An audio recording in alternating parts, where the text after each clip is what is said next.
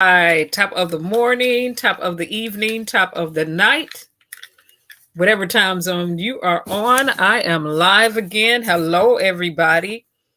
A moment of silence for all those who have lost their lives. I'm on a different electronic device now.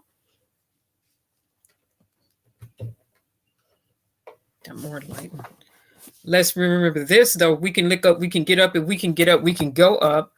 To give everybody the opportunity to get back in. Let's go straight back to the music that we left off on. And we're going to get right back into some videos so I can walk us back up. Let's go right back here. Really quick. Apologies, everybody.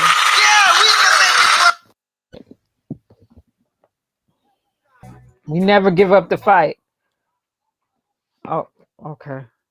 Hey, Fire Mama, how you doing?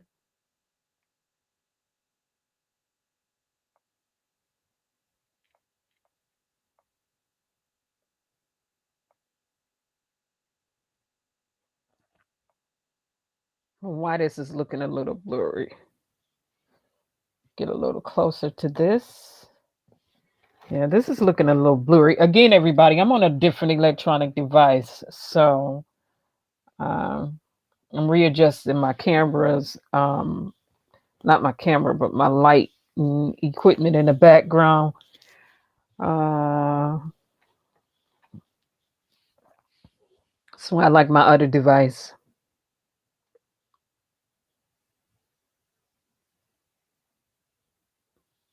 Oh, okay, Fire Mom. I'm going to answer your questions, but I want to go back to, let me go back to that video footage of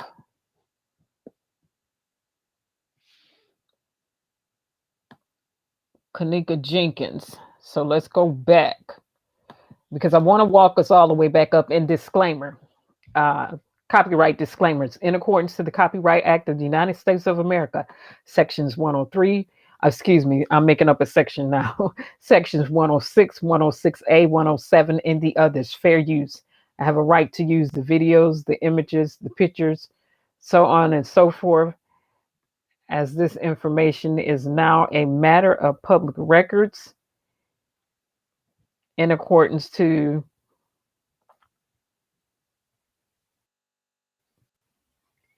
the of Information's Act. So Fire Mama, let me answer the question. Hey, G Money, how you doing? What's going on? And Bushes, it's time for us to wake up. We got some work to do. There we go. So, Fire Mama, what you asked was if someone turns off the cameras or hard drives, does it look like, what does it look like in the algorithms, and is it noticeable? Yeah, it's noticeable. Every time we power down our electronic device, a different set of algorithms appear when we reboot or when we power back up. And yes, it is noticeable. But when it comes to electronically stored information, this is why I always say there's certain information in the tables like RAM, random access memory, that are in memories inside of hard drives that are only there in a volatile state. Okay. And if you power it down, it would no longer be there. So it's vital that we get that information when it's powered up volatile state versus a non-volatile state. Remember, non-volatile states are things that can be saved, like images, pictures, things that we download. Things like that can be saved on our electronic devices. Whether we power them down, reboot, restart them, that's always there. However, when we there's certain things that are not going to be there if we power it down and reboot it.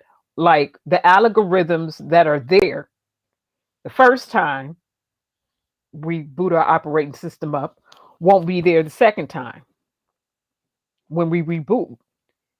So those algorithms are needed in a volatile state, because once we power back up, we get a completely different set of algorithms. Okay. So not only that, information that's stored in our random access memory on those tables may no longer be there. So when in this field, when we are going in to retrieve electronically stored information, we need to do it when it's booted up. Okay.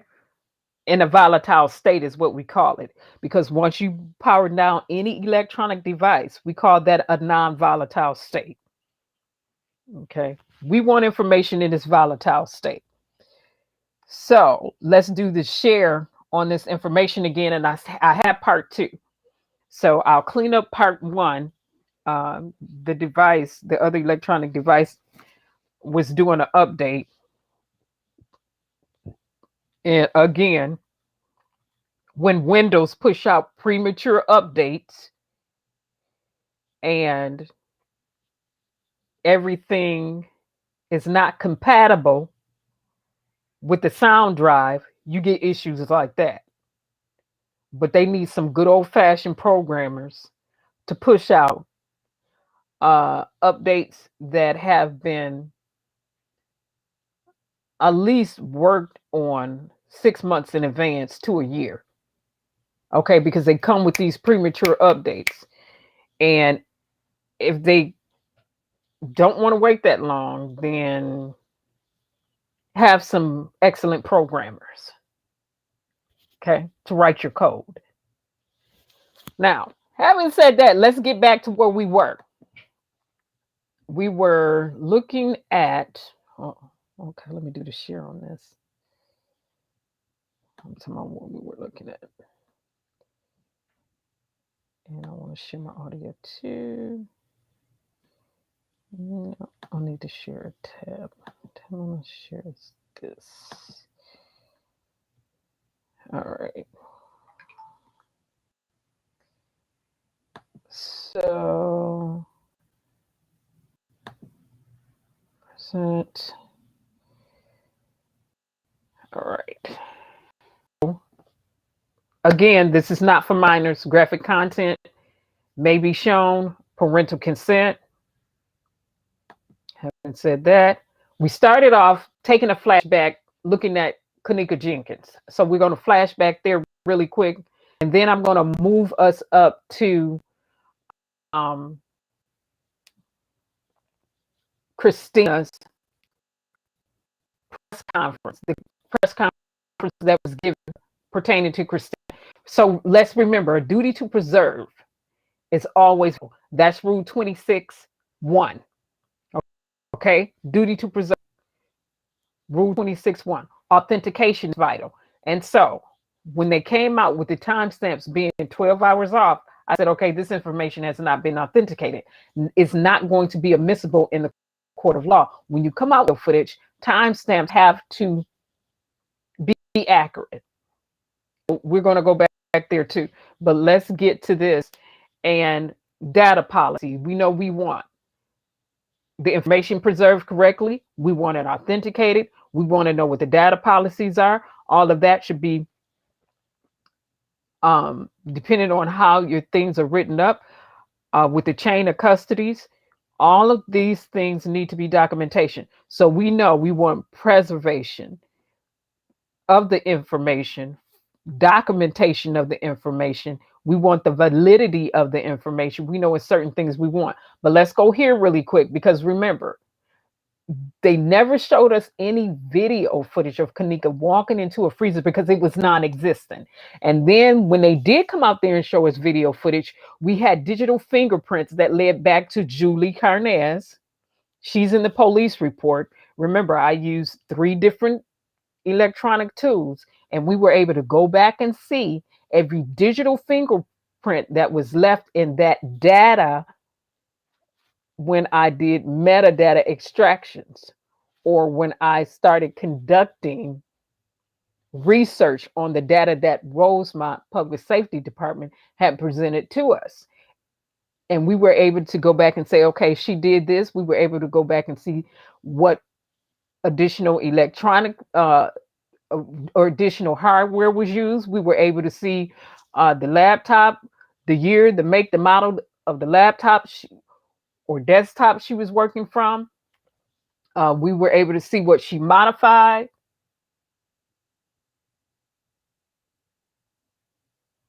But let's get to this, because my flashback to Kenneka is the same thing I'm saying about CHIRSTINA. We didn't see CHRISTINA open up a van door and get inside a van. I didn't. I've yet to see any video footage showing that. And the video footage they did bring out here was 12 hours off. But I'm going to let the police chief, deputy, Dwayne, tell that to you all per his own lips, from his own mouth. Nothing I said. I'm just going to let the record show. But let's flash back real quick. And then let's walk it up. I want to see her literally actually walking into this freezer. Kenneka Jenkins' mother wants to see it to believe it, but now we know that will not happen. According to the Crown Plaza Hotel in Rosemont, there is no video of Kenneka Jenkins walking into a freezer. We do see in the kitchen in the hotel. She stumbles, turns corner, and then she goes out of frame. But then she's captured here by another camera sling in the kitchen. No one from Crown Plaza Hotel responds to her. Video time codes appear to show Kenneka roaming the hotel for more than an hour. First, Kenneka is walking with friends. There's a time gap, and then she's later seen by herself. At one, she stumbles out of an elevator. Later, she repeatedly hits the wall walking down a hallway. We will get to the bottom of it. We will only go to where the facts lead us. Last week, attorneys for Kenneka's family said they would be conducting their own independent investigation. Today, attorney Larry Rogers Jr. toured the hotel for about an hour. A hotel spokesperson says Rogers took pictures inside, asked questions, and walked in all of the areas that video shows Kenneka walking. So what's important to remember right here is this. We don't have her walking into a freezer. Scratch it. You're not going to get any video footage of her walking into a freezer. It's non-existent. And I'm saying, where are the original hard drives? Okay. You had the hotel. You had someone who worked from the hotel turn over electronically stored information to the police department. And I said, red flag, red flag. The police department should have had a warrant to go in and retrieve the entire IP surveillance unit. That includes anything that was connected to those units. After they block the system so it's in a read-only mode and got a copy of every single hard drive that was capturing any form of data, a bit-by-bit copy versus getting an image copy. Because when you just mirroring certain things, you don't get the bit by bit. You don't get every single algorithm. They can show up and be a bit shady. So best practices, you want to get the bit by bit copies with hash values that match what was in the volatile while the hard drives were powered up. Those hash values should match what's on that copy. Everything needs to match. Algorithms and the volatile state needs to match the copy, the bit by bit copy. Those hash values, those numbers have to match. And the hexadecimals, all of those things have to match, right? So we're going to stay fired up and ready to go, because they're trying to pull some okie doke in this CHRSTINA thing. All right. From my perspective, and we're going to listen to the chief again. I want to see her literally. Let me fast forward. Okay. So duty to preserve, rule 26(1). Whenever there's going to be, or there's a possibility that there could be a lawsuit or some litigation, legalities taking place, when something happens on premises, they automatically have a duty to preserve all electronically stored information. That's automatic. No guesswork to that.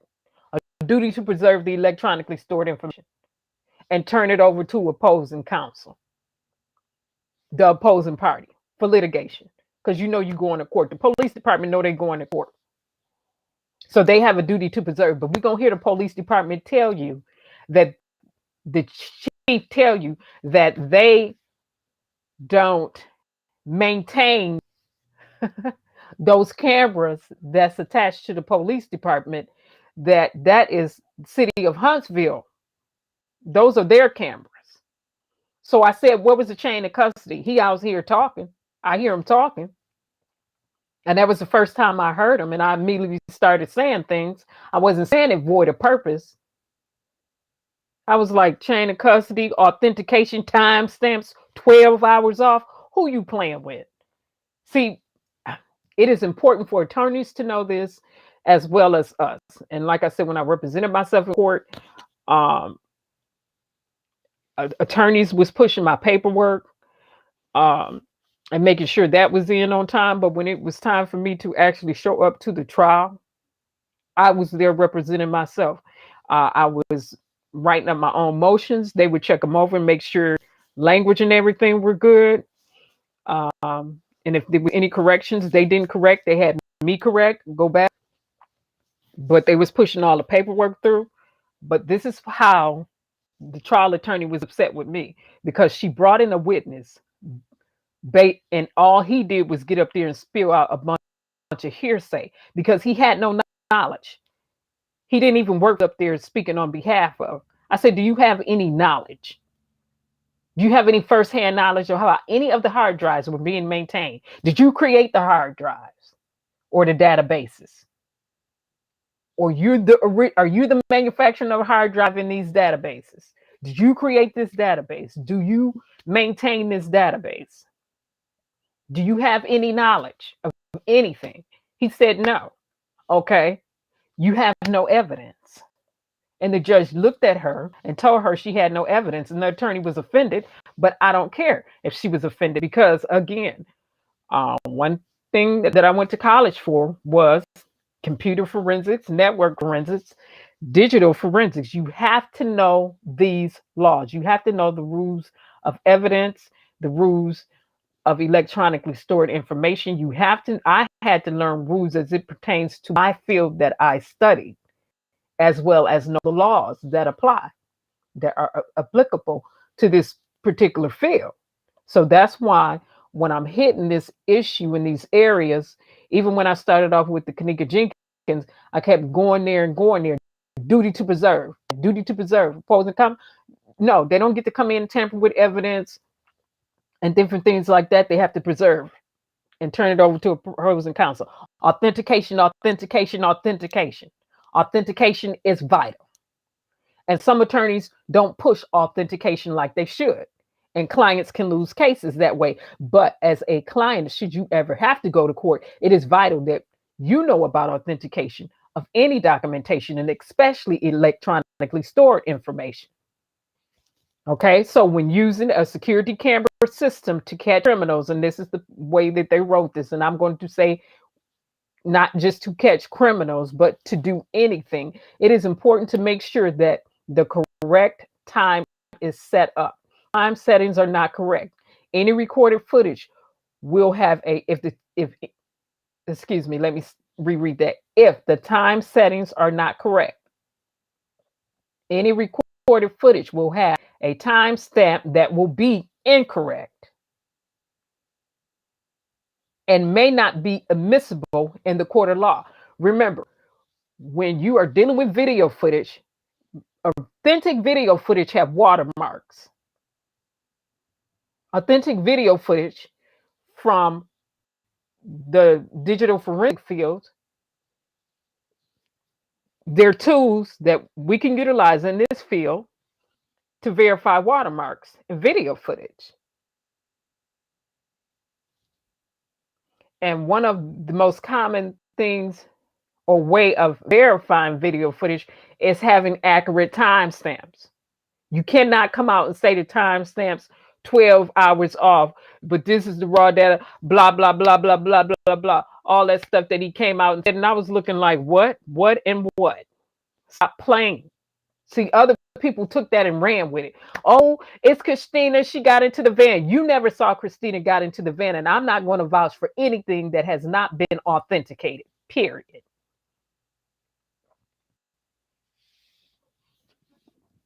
So does that make sense to everybody? Put a purple heart in the chat if that makes sense to you. And if you don't want to put a purple heart in the chat, that's all right. If you just want to stay in the bushes, we got you. Let me blow my nose really quick. Okay, excuse me, everybody. Make sure that's all right. So, NTP, Network Time Protocol. Remember, these cameras a node on a network. A node is a peripheral device. A node can be a printer. A node can be a camera. Okay, all of these represents nodes on a network. Okay, these cameras are connected to a network, a local area network, because the backbone of a wide area network is a local area network first, and then a metropolis area network, a metropolitan area network, and then a wide area network. We have to have a backbone to wide area networks. The foundation starts off as local area networks, and then you build out. Okay, interconnection of networks. All right. So, network time protocol. This is a protocol. All right. So, when you're dealing with the network time protocol, that makes sure the time on videos are captured correctly. It's automatically set to your time zone. If you have it set correctly, it's going to automatically set itself to whatever time zone you're on. Just like in our operating devices, whatever devices we're using, and we put automatic setup where it's going to automatically set itself to the time zone in whatever state that we reside in, right? Remember, Windows added network time protocols to all of their devices years ago, and everybody else followed suit.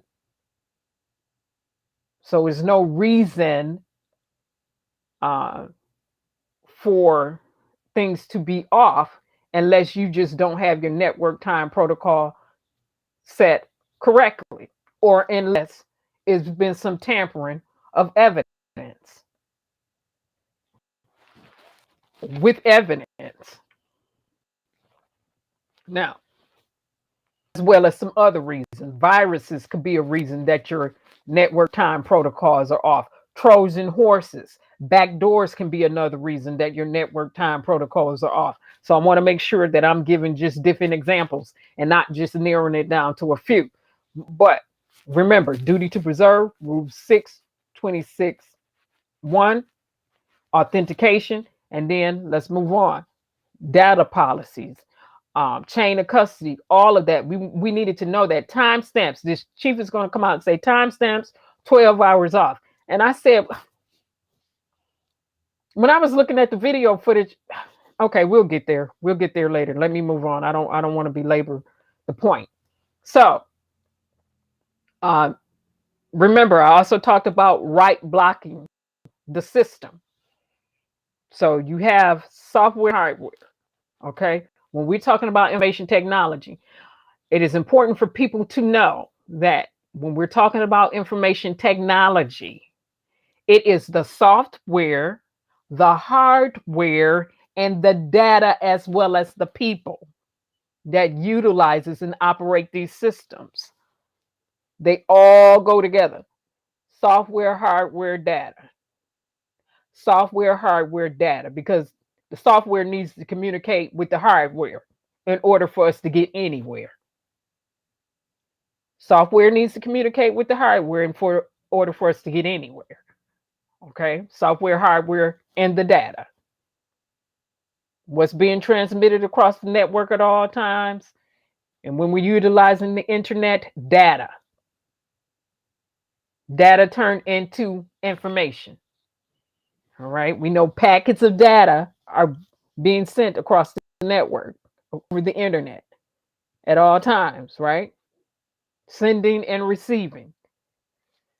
So, authentication is vital. The opposing parties preserving that electronically stored information, like those security cameras that captured somebody in the parking lot that they said was Christina, that I'm not going to verify as being Christina because I was not there personally to collect, maintain, or of that data. And I'm not going to stand behind anything that has not been authenticated with documentation to prove such. Let me say it again. I'm not going to stand by anything that has not been authenticated with documentation to prove such, especially when there's no clarity in the information being given. Like, we can't identify who that person is. Like, where are the still images of that person that's allegedly the person that alleges Christina? You didn't even show us any still shots to present any type of clarity. Okay. All right. All right. But anyway, we want Christina to get the same autopsy that Gabby Polito had. We want that same diligence and effort that she got from the FBI rendered to Christina. What we want. We need to stop allowing them to come in and do certain people a certain way. And then when we see another suspicious death, we just throw our hands up and say, they said it's so, so it's so. No, we need the FBI and the Department of Justice to investigate this Christina case. Number one, it is extremely suspicious. She was found in a van of the police department. She was found in a police department parking lot in a police van. That's extremely suspicious to me. Then you come out with timestamps 12 hours off. And it's a host of other reasons why this is extremely suspicious to me. The police are trying to look and pay attention to details. So you mean to tell me she was there all these days and nobody noticed anything? You didn't smell a stench of death, which smells like no other, coming from the van in advance? Okay. Yeah. So the timestamp on this Gabby autopsy that was conducted, which was done in 3D CAT scan of her entire body. That's what we want done for Christina. We want a CAT scan of her entire body done in 3D. Okay. We want the DNA. We want the best autopsy and investigation conducted on Christina's behalf. Okay. That's what we want. And we don't want the police department investigating anything because it's a conflict of interest. They're going to be held liable for her death. Therefore, they should not be investigating her death. So, all right, let me put my purple hearts in the chat. And it's time for us to wake up the sleeping giants. We got work to do. And we can turn up like no other can turn up in terms of signing petitions, making our calls, doing our follow-up calls. We know how to do all those things. We did it for Kenneka. We've done it in other cases. And we're going to do the same thing for Christina. We know how to do. We know how to push our information out and get the information out. We know how to, many of us, talk to representatives. We know how to contact attorney's offices,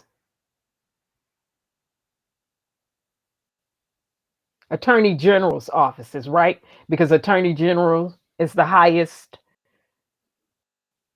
office, law enforcement office in any state. It's the attorney general that can go in regionally and investigate. But this attorney general here,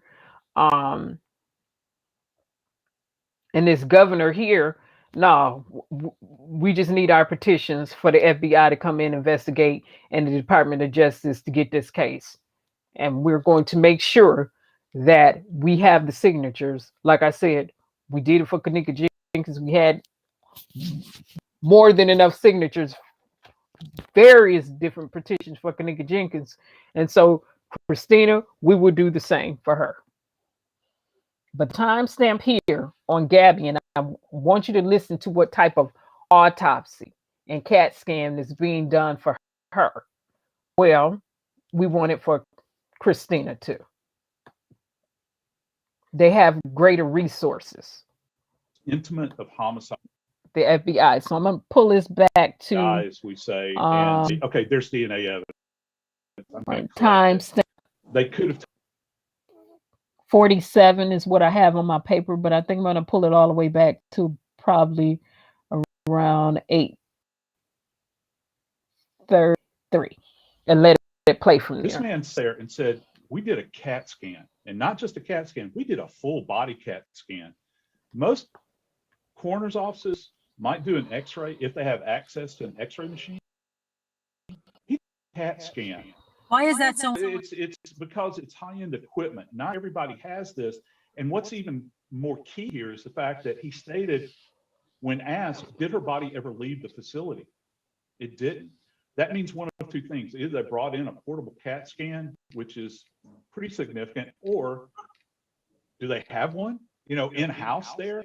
But, you know, the bigger point is that with x-ray, you take a case now that's being documented in a two-dimensional perspective. Think about anytime you've ever seen a personal x-ray, folks at home can identify with it. You'll look at it and say, what is this? I can't make heads or tails out of it. Now you go CAT scan, you're talking three-dimensional. Now you can appreciate height and depth and thickness and all those sorts of things. And this is a powerful tool at trial. One of the biggest things that happens with autopsy photography is that the defense will say, this is too graphic, it's prejudicial, we can't show this to the jury. There's nothing prejudicial about CT scans. It's gory.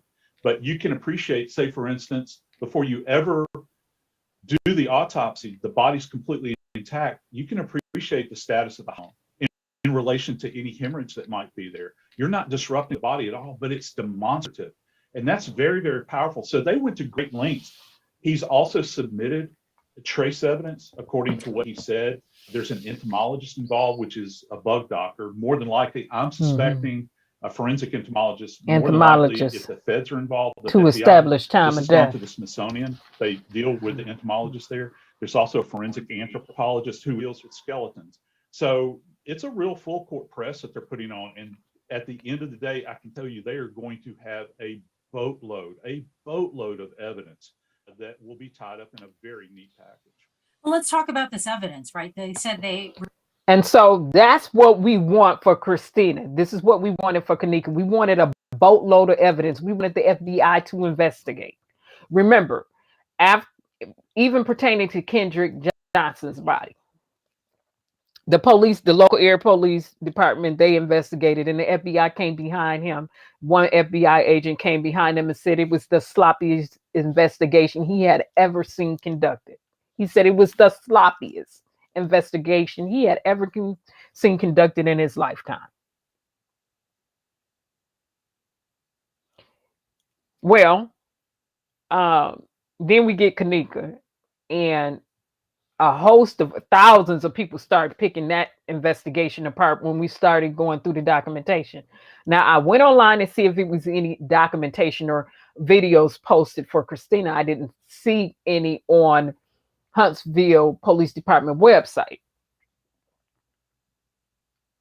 like it was Rosemont website. I didn't see anything on that on the Huntsville website. But what we want is a thorough autopsy and investigation conducted. I mean, so they're going to get DNA off her nails. They're going to go through everything. They're bringing in quite naturally, they're going to have the pathologists, and then they're bringing in the anthropologists, and then you're dealing with, remember, when you're bringing in a specialist that deals with bugs, or lesions that can be found on the inside of human body to help establish the time of death. We want all that for Christina too. The FBI is investigating her. Well, we want the FBI and the Justice Department to investigate for Christina. So when those petitions drop online, we're going to continue to share them out. And every day you're going to see my default message, like we did for Kenneka Jenkins, saying, if you sign this petition, leave a Y. If you haven't signed this petition, leave an N, as well as contacting the people we know we need to contact. Congress. Yeah. Remember, we were making phone calls then. We'll make them again. We weren't just making phone calls. We were following up. So I haven't seen any video footage of Christina opening the van door, getting in on the inside. I'm going to tell you that right now. Authentication is vital. Timestamps is 12 hours off. I'm going to let the police chief talk now.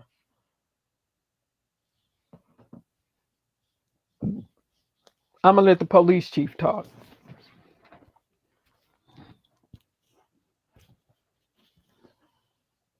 Oh, wait. Okay.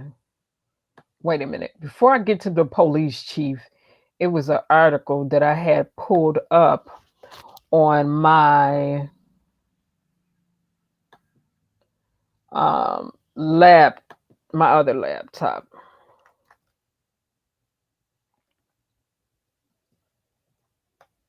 Yeah. I want to pull that article back up. If I can do it.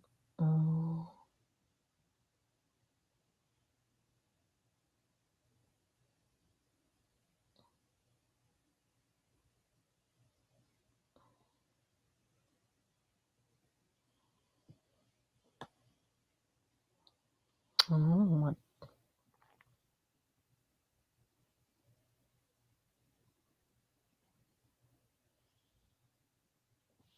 I don't, not from them.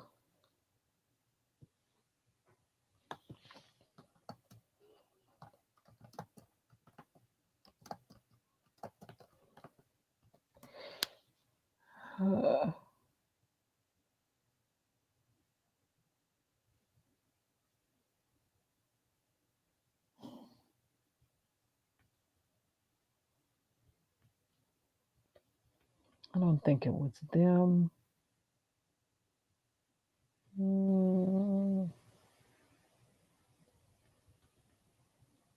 It was a really good article I had up. Go here really quick. This is not my.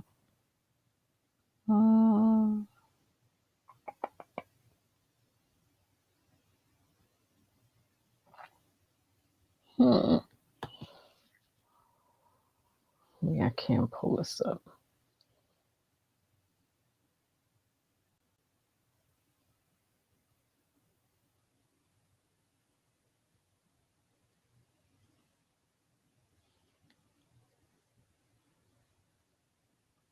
Is it this? Oh, yeah, it is. Okay. I'm looking like, is it this? Okay, I found what I wanted to find. So I'm going to blow this up. And we're going to talk about, let me blow this up again. I'm on a different electronic device. So I got to put my glasses on for this one. All right, I'll put my glasses on and share this out with everybody. All right. Let me share.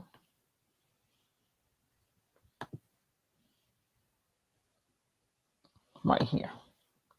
And so we are always learning over here. Again, if you ever have to go to court and it's pertaining to electronically stored information, even if it's not,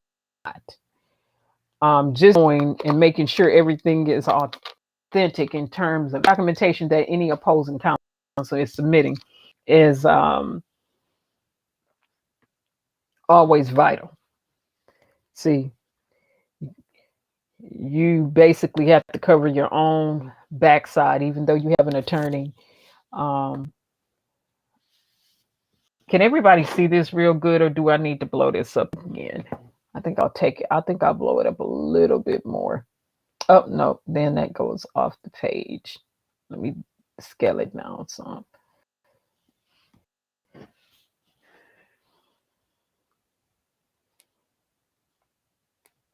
Let me refresh this too. All right.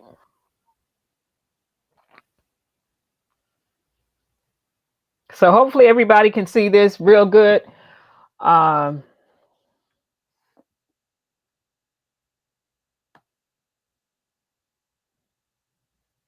Again, I'm on a different electronic device. So I didn't log, well, I am logged into Zoom, but I'm not using Zoom right now. All right, so let's talk admissibility of electronically stored information. It's still the same old story. Okay, so let's remember, we're dealing with rules of evidence 901, 902.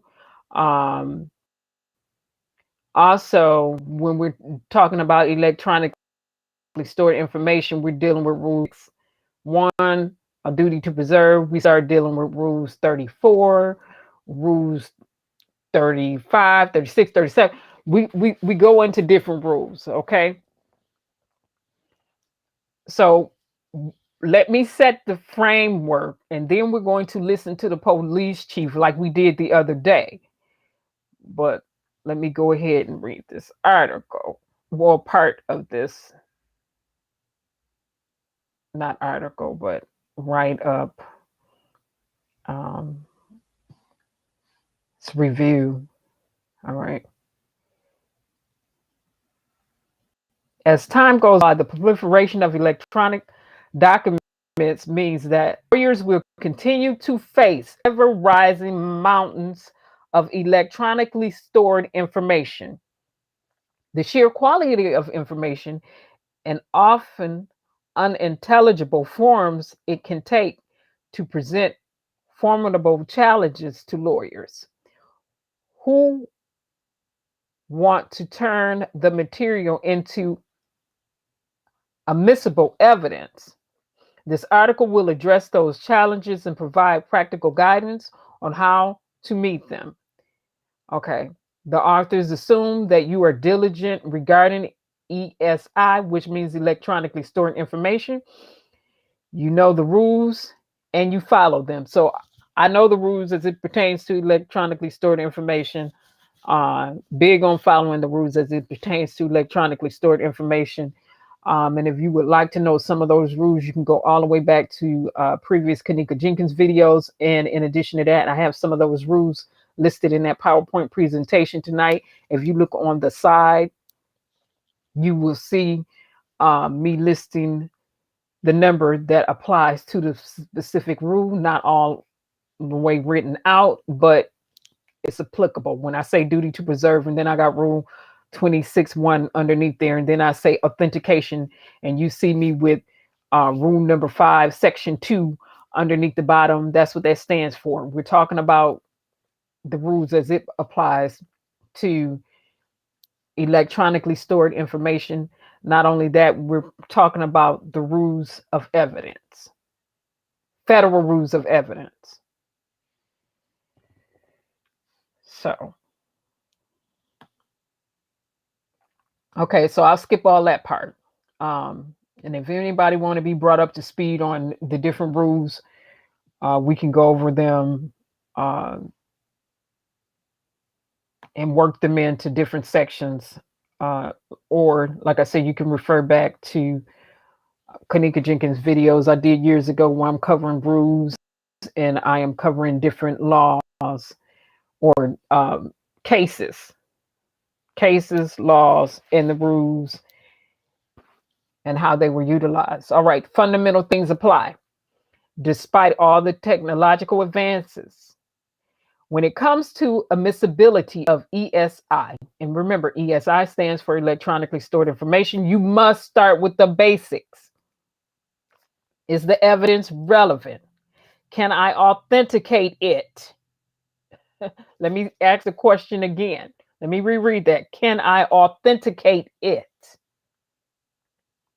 And are there special authentication problems associated with the ESI? Will I have a hearsay problem? Is the form of ESI considered original, or is there secondary evidence to prove its context?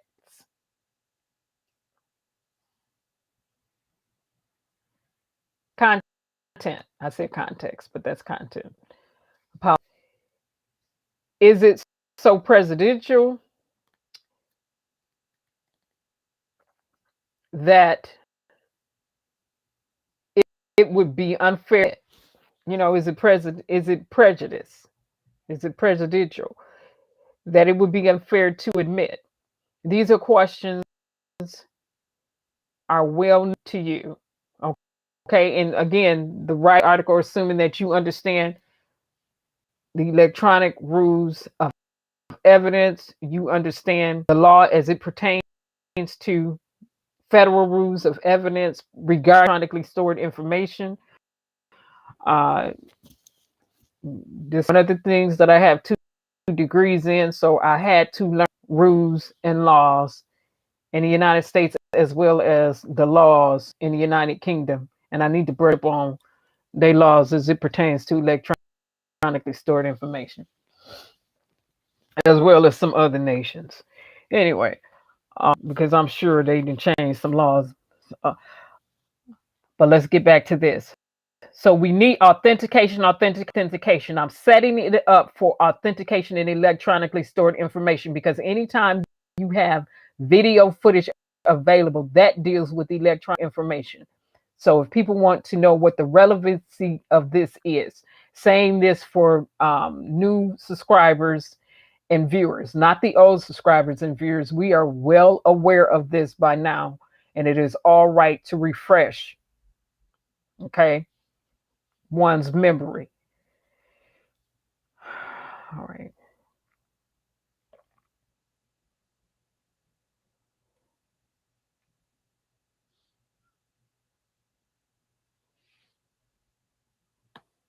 All right, so I'm jumping around.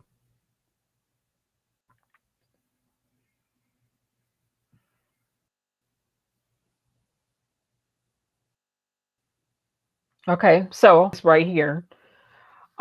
With little, and I'm starting at the paragraph that says with little control and authority in a variety of judicial approaches, you must be prepared to meet the most vigorous standards. After a time when more judges will have been arrested,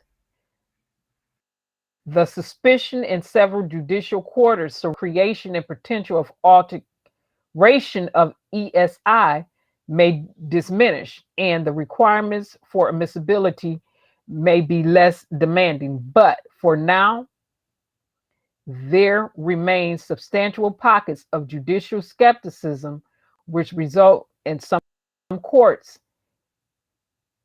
in foundational requirements you must be prepared to satisfy.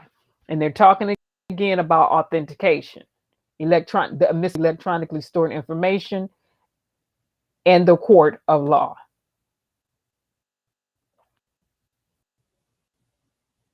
Okay, so under the heading that no one can deny, we'll read underneath here. And this is important. Trial attorneys often take authentication for granted. Let me read it again. Trial attorneys often take authentication for granted. It seems simple enough. You merely have to provide evidence sufficient to support a finding that the matter in question is what is claims. Electronically stored information, ESI, however, can require scientific proof of your computer possessions. And again, when we're talking about authentication, we are dealing with a science. The field that I went to school for is a science. Science is provable. This is a field of science that relies heavily and is backed by math. So ESI, however, can require scientific proof of your computer processes. Absent prior through analysis, you may lose the right to discharge the smoking gun email you thought you would be and linchpin of your case.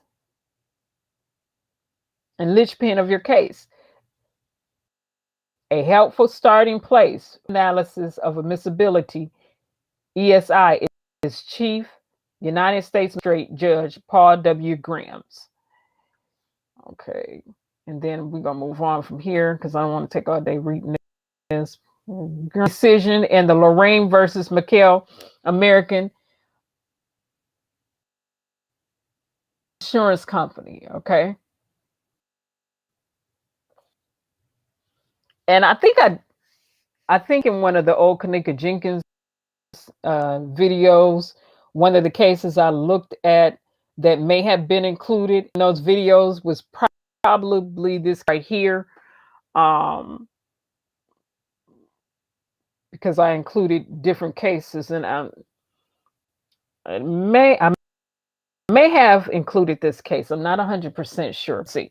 Okay, soup to nuts. Opinion and authority-rich disclosure of every facet on omission of evidence and electronically stored information, ESI, in particular.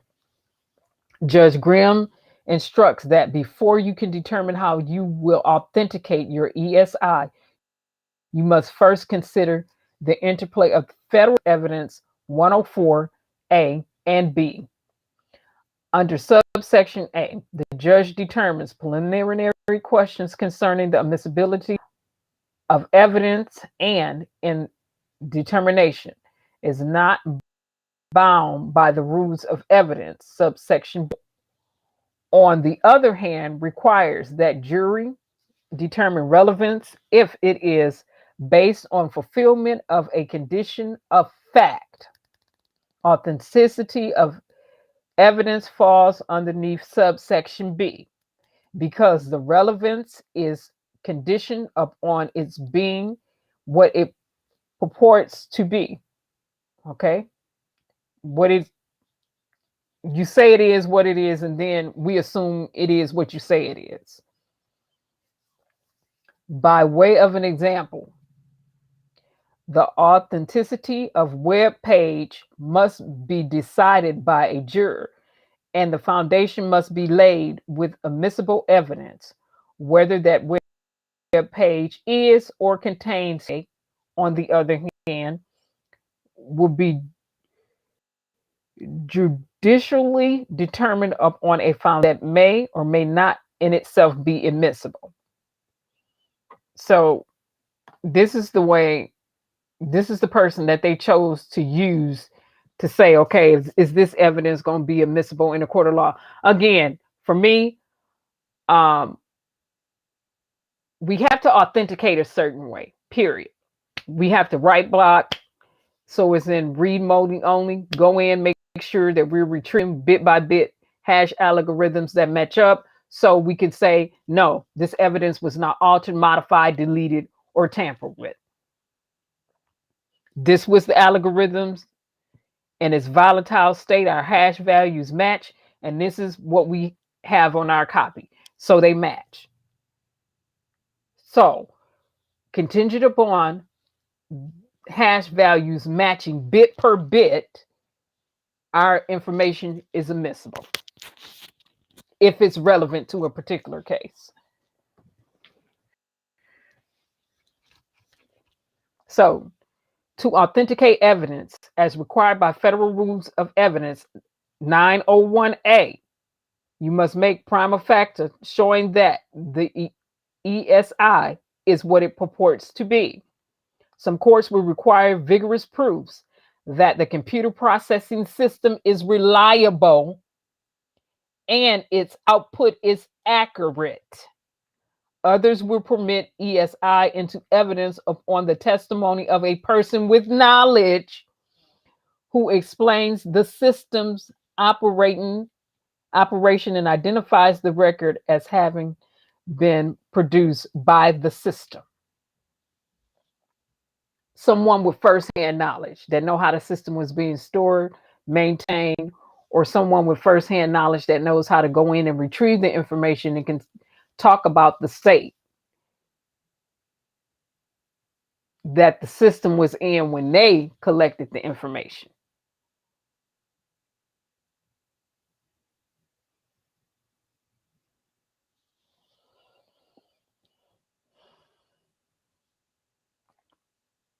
Okay.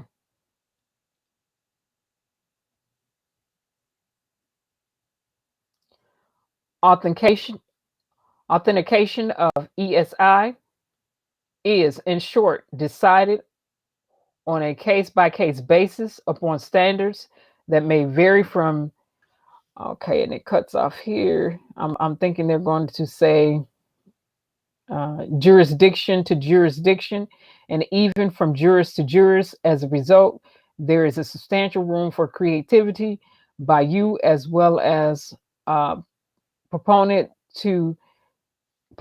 and an opponent of evidence. But in all of that, admissibility of electronically stored information is going to rely on it being authenticated. No authenticated, you can forget it. It's not going to be admitted. Toss it out the window.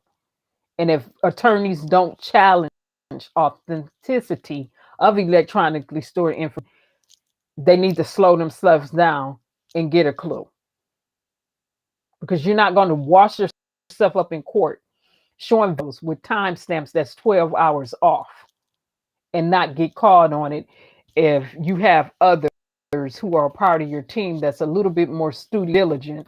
And what they're doing is some judges will sit there and just let and just go and then come back and say, you know what, we had to let it go because you didn't bring it up.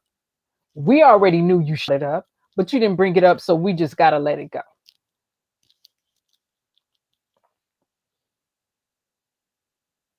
Okay. And when they get into how to authenticate evidence, like I said, I'm fully aware of how to do that in terms of electronically stored information, which is one of my bachelor's and master's degrees, was just another degree of collecting electronically stored information.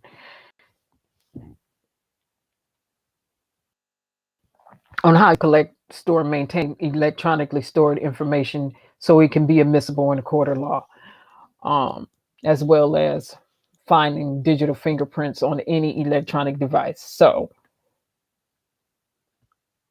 now that I set that up, let's go back, because I don't want to, like I said, I don't want to spend too much time talking over all of that when it's video footage of me breaking this down years ago. Let's get into, let's hear and not just listen. Well, no, let's listen, because hearing is audible, but listening is the one that requires a skill. Let's listen to what this police chief is going to say. Okay. Now, and I look a little blurry on my device. This is, let me see something here. See if my camera is, that's the thing about using this electronic device. It's a little, all right. So let's go back to the deputy chief, Dwayne, when he comes out and he talks about Christina. And you're going to hear him say timestamps 12 hours off. And I was looking like, what? But you can hear for yourself. Let's go. Let's just go.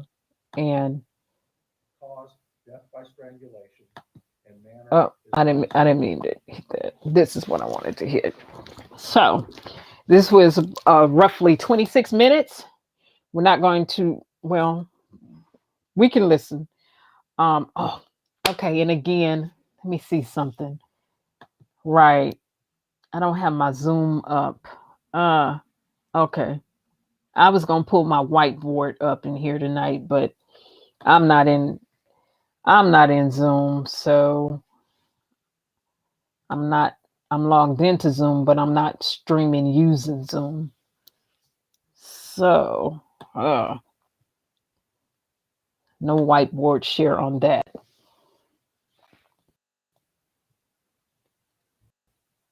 Okay, so again, this is pertaining to Christina. Starting off with Kenneka, as you heard them say, you would never see her walk into a freezer. There was no video footage of her showing the freezer. And as it pertains to this Christina incident, there's no video footage of her seen opening the van door and physically getting inside. I didn't see that. Also, I didn't see any video footage of the police discovering her body in the van. Also, I didn't see any video footage of the police discovering shoes by the van. Also, I haven't seen any video footage of the police showing that the windows popped out, that she popped any windows out, because they're saying, okay, we saw movement in the van. Well, I would like to see that said video footage of them seeing movement in a van that I haven't seen. And to me, if you're going to start off with your strongest point, why would you not start off showing video footage showing the officer, physically finding or discovering her body in that van, as well as finding some shoes right next to the van, and then work back? Because the police chief here is going to talk about how they had to work back. We'll start off showing the people of the officer finding her and the shoes, then work your way back to what they came out and showed right here, with the timestamps being 12 hours off. Well, again, let me play it. Let me pull it back. His words, not mine.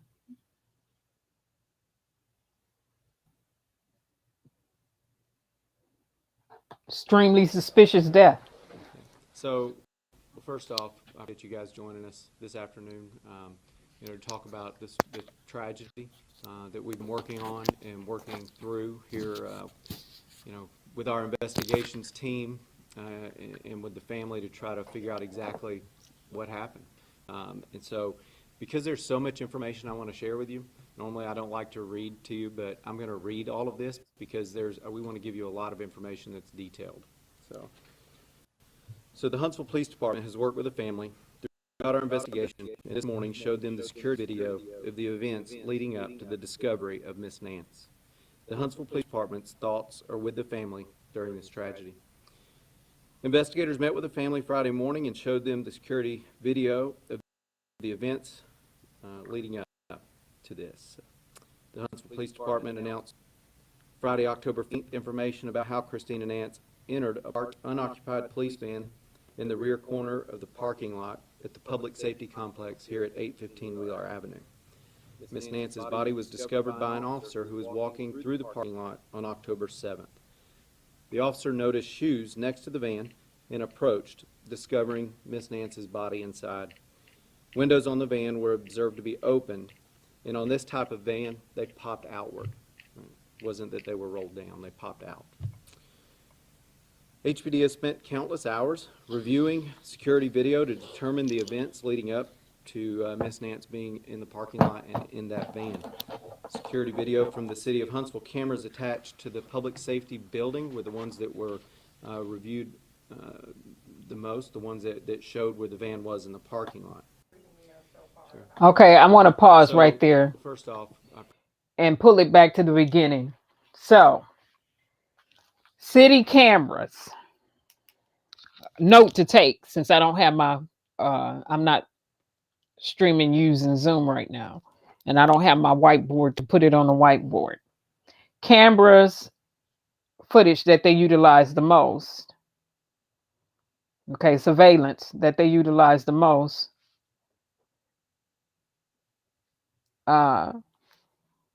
Was from City of Huntsville cameras.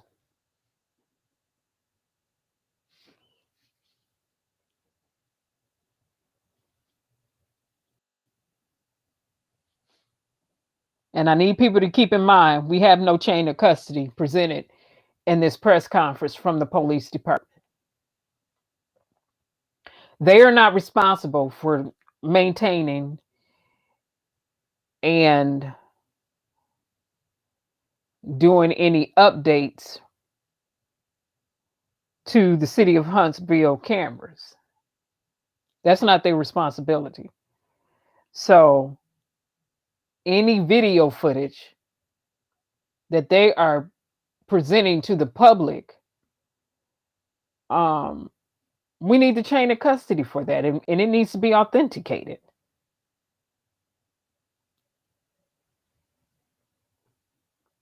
And can they really speak to the operating systems or any systems that was capturing the data that they are presenting in this conference right here, coming from the City of Huntsville cameras? Now, we just went over this, which is why I pulled that article up, and in the other video where I had to cut it, and talked about authentication and admissibility of electronically stored information in a court of law.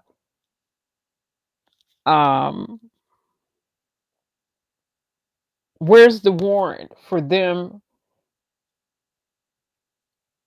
getting access to that information or having access to that information? Where's the chain of custody? Where's the documentation? Where's proof of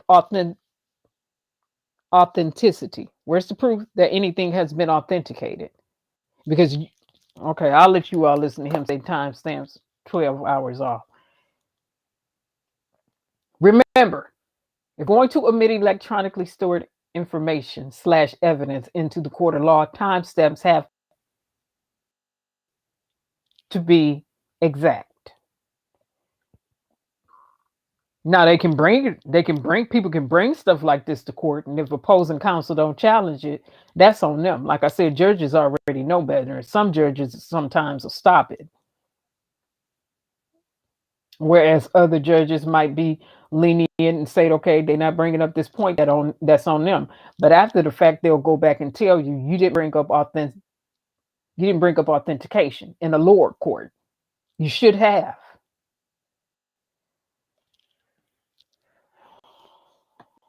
I appreciate you guys doing this afternoon. Talk about the tragedy that we've been working on and being through here, with our investigations team and with the family to try to figure out exactly what happened. And so, because there's so much information I want to share with you, normally I don't like to read to you, but I'm going to read all of this because we want to give you a lot of information that's detailed. So the Huntsville Police Department has worked with the family throughout our investigation, and this morning showed them the security video of the events leading up to the discovery of Miss Nance. The Huntsville Police Department's thoughts are with the family during this tragedy. Investigators met with the family Friday morning and showed them the security video of the events leading up to this. The Huntsville Police Department announced Friday, October 15th, information about how Christina Nance entered a parked, unoccupied police van in the rear corner of the parking lot at the Public Safety Complex here at 815 Wheeler Avenue. Miss Nance's body was discovered by an officer who was walking through the parking lot on October 7th. The officer noticed shoes next to the van and approached, discovering Miss Nance's body inside. Windows on the van were observed to be opened, and on this type of van, they popped outward. It wasn't that they were rolled down, they popped out. HPD has spent countless hours reviewing security video to determine the events leading up to Miss Nance being in the parking lot and in that van. Security video from the City of Huntsville cameras attached to the public safety building were the ones that were reviewed the most, the ones that showed where the van was in the parking lot. Miss Nance is observed in the video walking around the parking lot. She lays down in the bushes at some point, and again, we're going to show you the video here in a few minutes, and you'll see the things that I'm describing to you. She sits on the hood of a police car for some time. She approaches other cars in the parking lot, you'll see. And this all happens for about 10 minutes before she enters the van. This all occurs on September 25th at around 12:30 p.m. You said PM? Correct. In the middle of the day, around lunchtime. Miss Nance was originally reported missing on October 2nd to us, and at the time she was believed to have been seen last on September 27th. All right. After security video showed movement in the van earlier on that same date, it was determined that that timeline was incorrect. So that is part of the problem with why this took so long. So we originally were looking through surveillance video that really we had to look at minute for minute to watch to see somebody enter the parking lot and get into that van. So we literally had to watch 2 weeks of surveillance. We worked our way back to 27th, and as we reviewed the video at that point, we saw that there was movement. So we realized she was already there, so we had to then start working backward again. All right, so you can imagine this, you know, watching video minute for minute. Now we're spending a lot of time trying to find what was going on.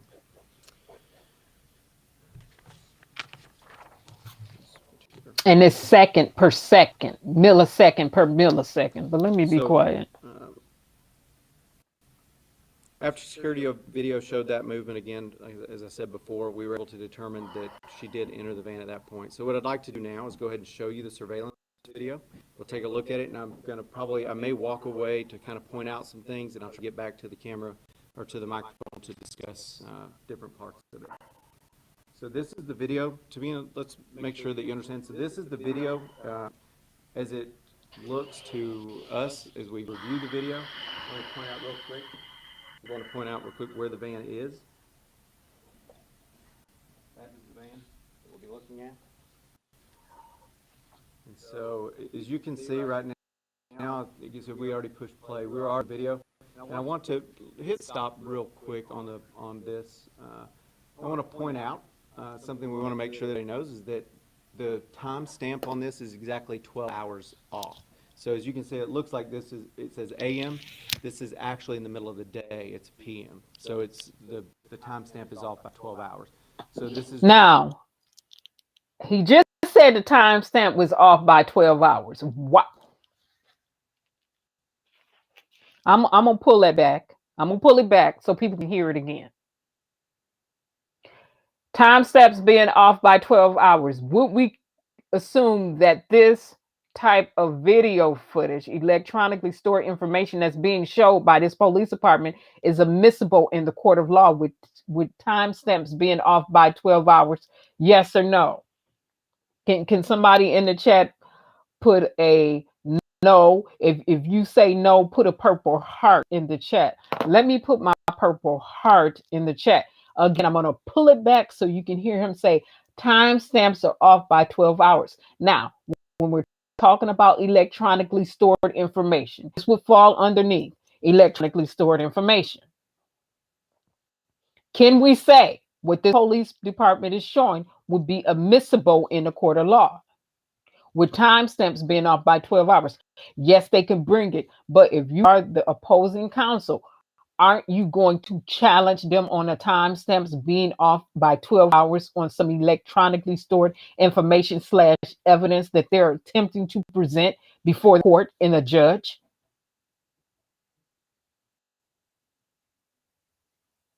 I'm going to get you on authenticity of what you're presenting, as well as some other things. Let me pull it back. Let me put my purple heart in the chat. This purple heart in the chat is for no to the admissibility of the video footage that this police chief is showing. Timestamps are off by 12 hours. Let me pull it back so you can hear it again. Timestamps have to match. They have to be accurate if you're going to submit electronically information in a court of law. That was the entire purpose of me reading through the article prior to us getting here, as well as me doing the other video explaining some things. It's a reason that I have rules up here, authentication rules up here, federal rules of evidence up here. It's a reason why.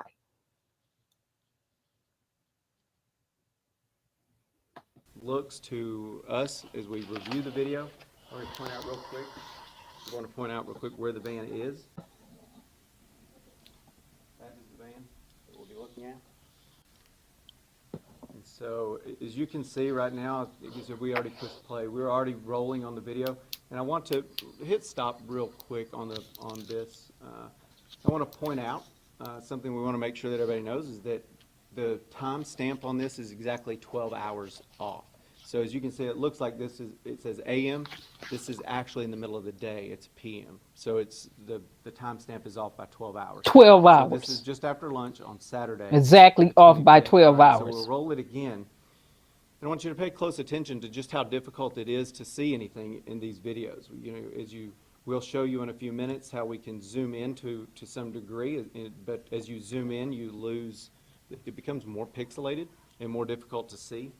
But if you will watch here in just a few minutes, you'll start to pause. More pixelated and more difficult to see. You didn't consult with a forensic team, or your forensic team does not have the tools to de-blur and slightly sharpen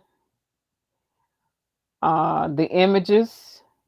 Now, remember, we're talking about digital forensics. So when you're using tools, you have to set the parameter, and you cannot go outside the scope of the parameters set when you are enhancing images, because you start to tamper with, it'll fall into not necessarily tampering if you're not doing it intentionally, but it will fall out of the scope of what's admissible in the court of law. You have to have your digital forensics tools parameters set at certain percentages, so you're not taking anything away from the raw data or the images, okay, or the still shots. In terms of saying you're enhancing, you can go overboard and then get that tossed out of court if opposing counsel challenges. However, this chief, what I'm saying is, it's tools that could have cleared this up before they came out with this right here. Again, timestamps are exactly off by 12 hours. That's what he said when he said it. Then I got people running around talking about, I saw her get in the van. No, I didn't see her get in no van. I didn't see her get in the van. Not only did I see her not get in the van, I didn't see her open up a van door. Now, the video footage, when you do zoom in on it, you see her disappear within video footage. And when I'm saying her, that's whoever that was in that video footage.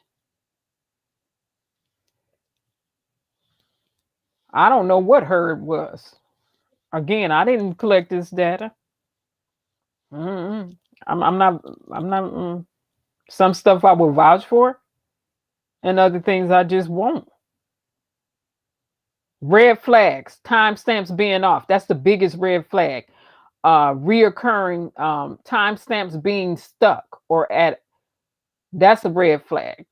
Times in video footage being stuck, red flag. Timestamps being off, red flag. Repeating frames in video footage, red flag. Certain flickers of light changing within video footage, red flags.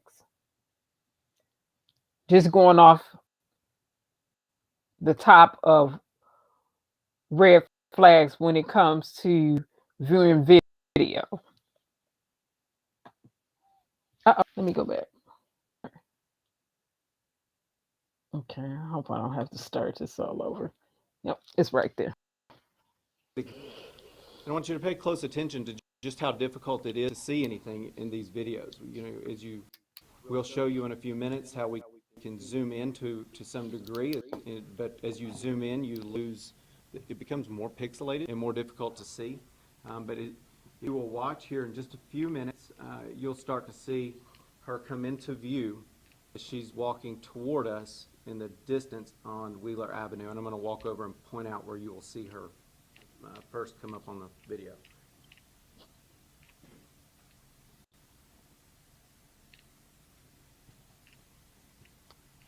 We want this to play for just a minute so that you can understand, and the public can understand. You can see her there walking, the figure walking along the street.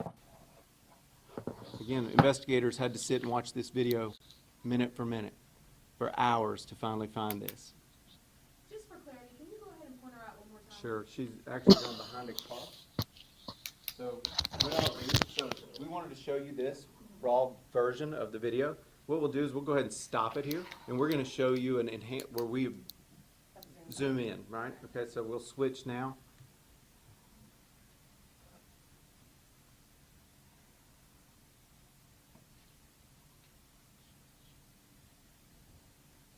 And again, watch from the same area. You'll see her walk toward the camera.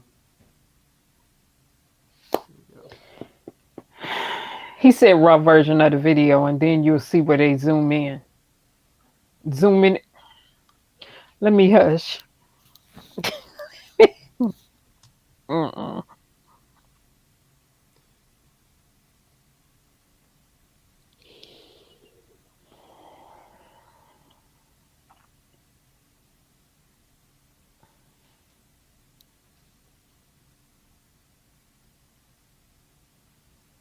She actually, it appears that she sits behind that patrol car for some time. She, as you can see, she went behind the patrol car and is not reemerged.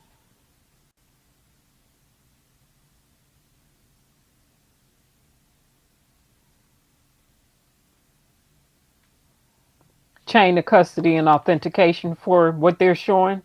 I don't see it. And again, make sure you note that October 7th is the day that we found her.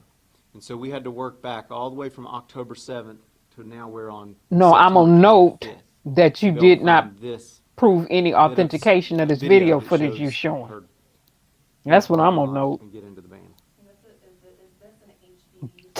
Timestamps It's on our exactly 12 building. hours off. It's maintained and serviced by the city of Huntsville. Let me General pull that back. Services. So we obviously have because access. because I'm talking through that. I'm talking through another pivotal part that he's saying during this press conference. Let me pull it back and be quiet so people can hear it.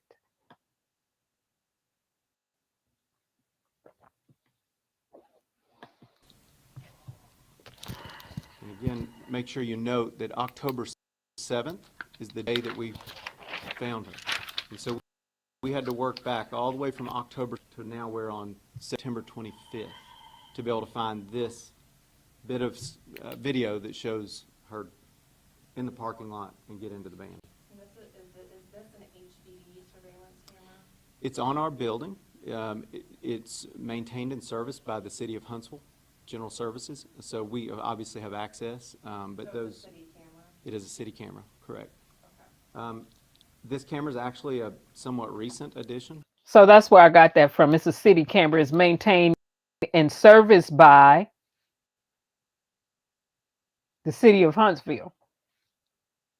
Remember earlier I talked about data policy, who maintains the operating systems. Remember in that article we also read who was maintaining operating systems, who's servicing the operating systems that's capturing this electronically stored information and housing it.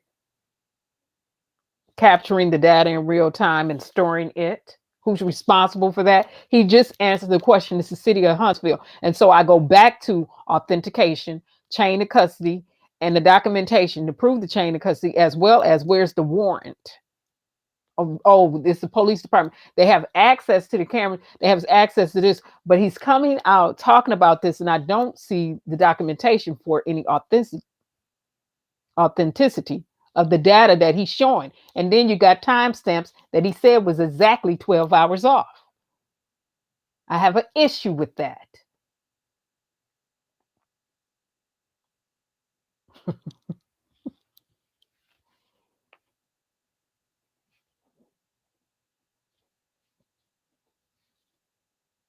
Where's the chain of custody for this video footage he's showing, talking about his raw data? And then saying this is the raw data we showed you before, and then we zoomed in. What? So just because they zoomed in, does that not make it raw data?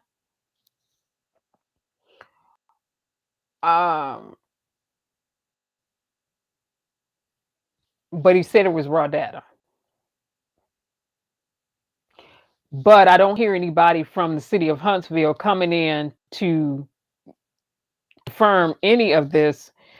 And I would hope that they have a real forensic team, computer or digital forensic team in Huntsville, Alabama.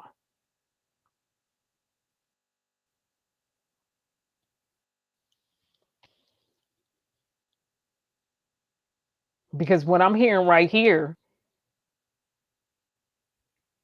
is like, I can't believe my ears. I hear what he's saying, but on the flip side of this, I'm like, what is he?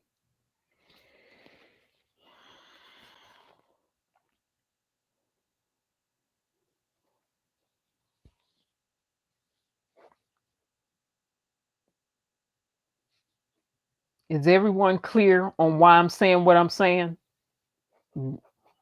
If you're not, no worries. You'll get it within the next few days. And I'm going to play that back again. Cameras. The video footage that they're showing, remember, it's different cameras out there. I also would like to know how many cameras was capturing that van or that parking lot or the perimeters. I want to know how many cameras. We already know that.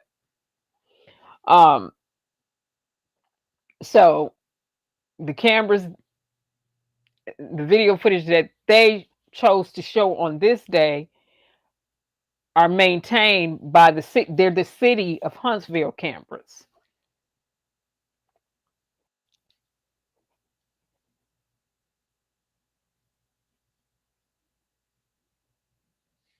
And yes, the police department has access to the information, but they're not responsible for the maintenance or the servicing of those cameras.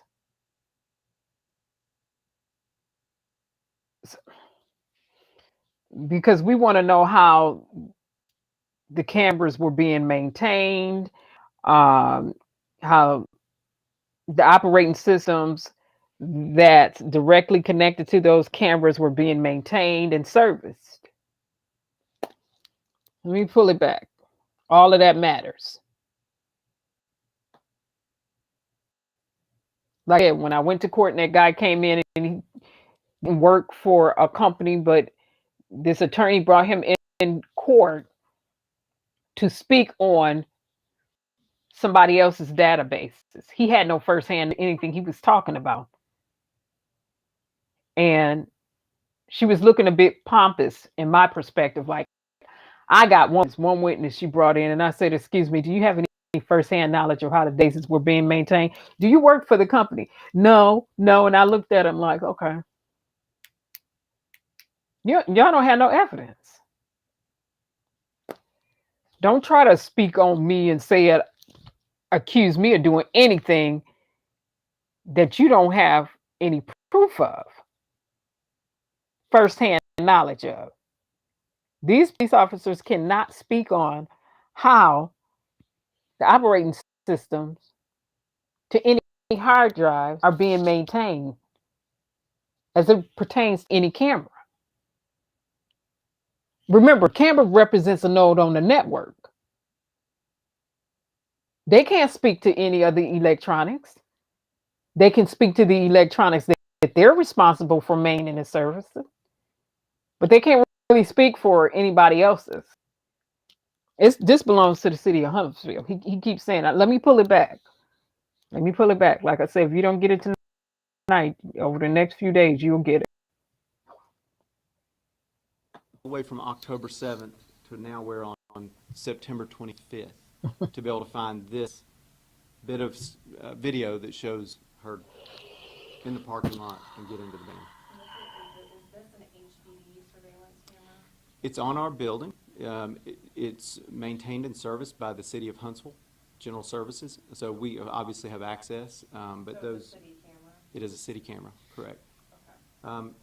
This camera is actually a somewhat recent addition within the last couple of years. This camera has been put on the building just to add more video footage for better security. And you can see her out again now, walking.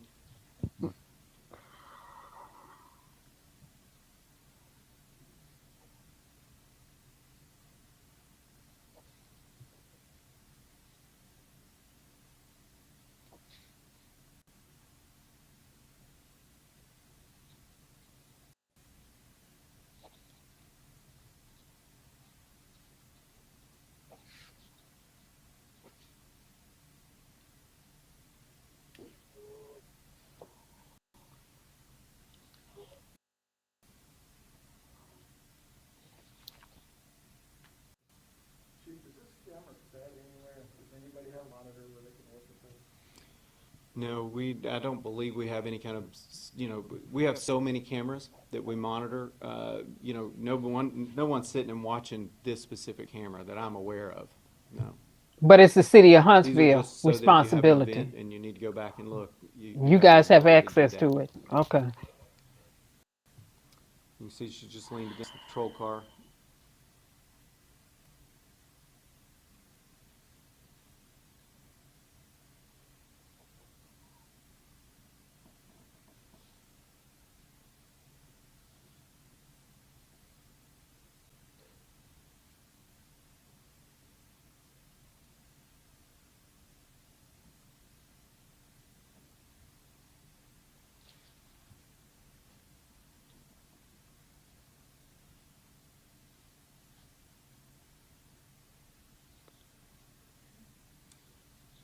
We will be providing you with a copy of this. I don't want a copy of that. I want that chain of custody. Nothing ain't doing. I'll come down there and get my own copy. As you can see there, how difficult she is to see at that point. And then she just disappears. Yep.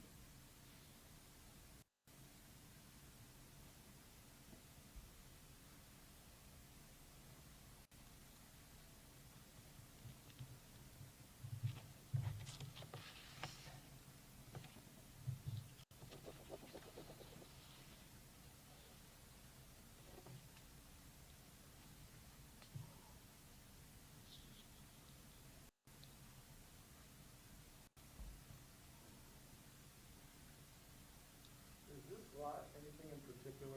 Is it designated in any particular way? Is it a public lot? Is this one your lot? What is this? So this portion is not a public lot. This side is only HPD vehicles. There's actually a gate arm that you have to have a key card to enter this part of the parking lot. However, as you can see, you can walk into it.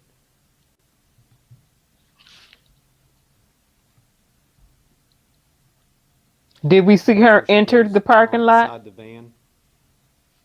You'll see her go to the rear of the van, and then she doesn't reemerge. Did we see her enter the parking lot?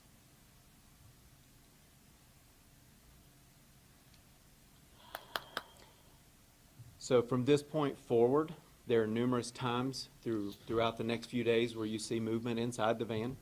We actually see those windows. I'll point to the windows I'm going to refer to. Those windows actually pop out and open, then they close, they pop open again. So there were several times, primarily those windows opening, I believe were the 28th, when those windows opened that were very prominent, and then they stay open. They ended up open all the way until the time that the officer found her. So, you know, I think what really distresses us and pains us is that we know that there are, you know, you guys will have some of this video, but cars go by, people walk nearby the van. You know, we just wish that she would have hollered out to someone. Stop. Or something. Stop you know, it. Because I'm gonna stop this right there on this point, and let me get my points in and my responses in right here. Stop it. Now I'm stopping this, Chief, because number one, timestamps are exactly his words, not mine. 12 hours off. So you're gonna come out here and present to the people and call it raw. It's the raw images. Raw data means original, native form, with timestamps being 12 hours off. No chain of custody. No verification of authentication. Right? You can't speak to the data policy as it pertains to electronically stored information because the cameras that you are presenting the information from, you said it more than one time, are the City of Huntsville cameras attached to the police building, and that the cameras, which represents a node on a network, I'm gonna say the nodes, because that's what we call them. In my field, we call them nodes, are maintained and serviced by the City of Huntsville, not by this police department. You have access to information from the cameras, ESI, electronically stored information from the cameras, but you can't speak to any maintenance of the cameras, nor can you speak to any other hard drives that will be backing up the data for the cameras, the ESI for the cameras. Stop it. Then he comes out and presents footage, and I never see her open the van. A person just wandering in a parking lot. You didn't show us how she initially got into the parking lot. Where's that video footage? But you went through hours and days of video footage, but you're not presenting the video footage of showing her initially entering to the parking lot to show how she got in there in the first place. How did she enter into the lot? Where's the video footage for that? How many cameras is on the premises? See, I got to stop this right here. I had to pause this for a minute. I'm going to let it finish playing, but I have questions. Other people can take this, excuse me, and run with this, but I'm not. I'm not getting ready to run with this right here coming from them. I know better. I know better than that. It's a reason why I showed the Kenneka Jenkins footage at the beginning, because what you or hear them say, the reporters say, is there's no video footage of her walking into a freezer. I don't see any video footage of this lady or whomever this is in this lot getting into no van, closing a van door. Not only that, I don't see any video footage of the person that they're talking about entering into the police parking lot, because this is not a public parking lot, it's a police parking lot. What direction did she come from when she entered, or the person entered into this lot? What direction did they come from? Did she come from inside a building? Did she get out of a police car? Or did she walk into the police parking lot? I don't see how she entered that parking lot. I don't see any video footage for that. All of this is extremely suspicious to me, period. And the FBI needs to investigate this, and we need 3D CAT scans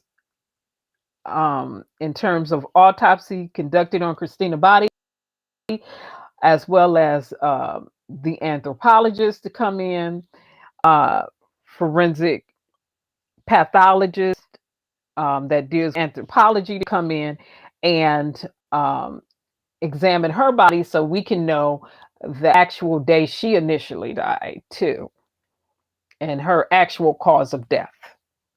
Because the other medical examiner said, oh, it's nothing suspicious, not a suspicious death. We're not going off what he said. We want all of the resources that the FBI have when they're conducting autopsies for Christina. The same way that they treated Gabby's body and investigated her death, we want that same due diligence rendered to Christina.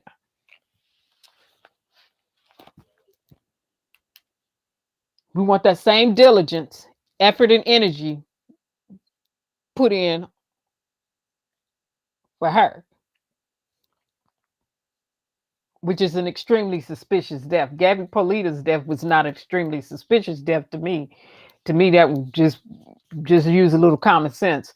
But this right here is extremely suspicious. A person dying or being found.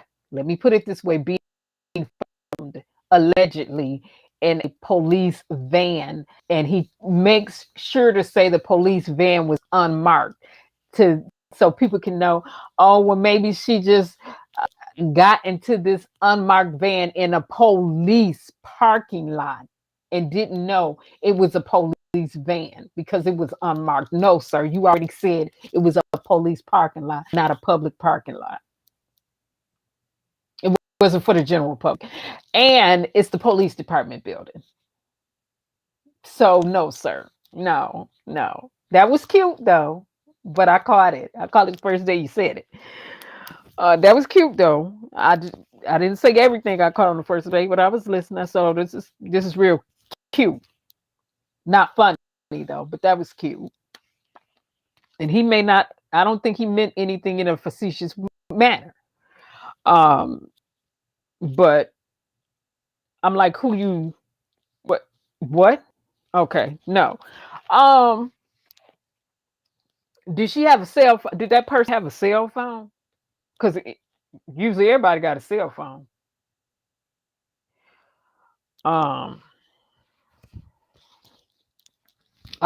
Did that person have a handbag? Women usually carry handbags, backpacks.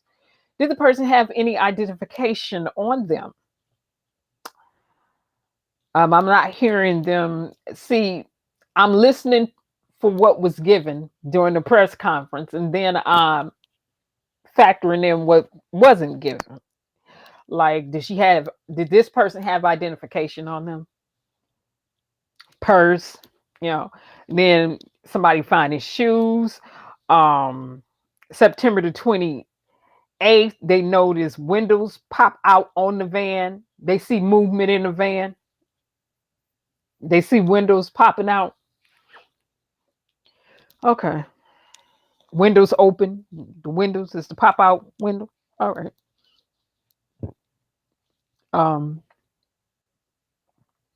And nobody smelled the stench of death.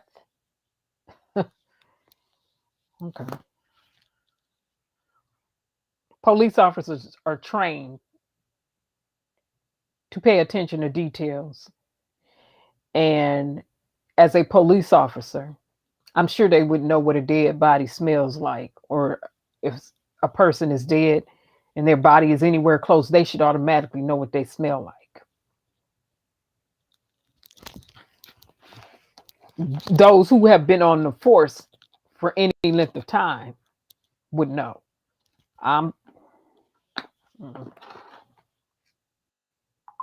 Letha.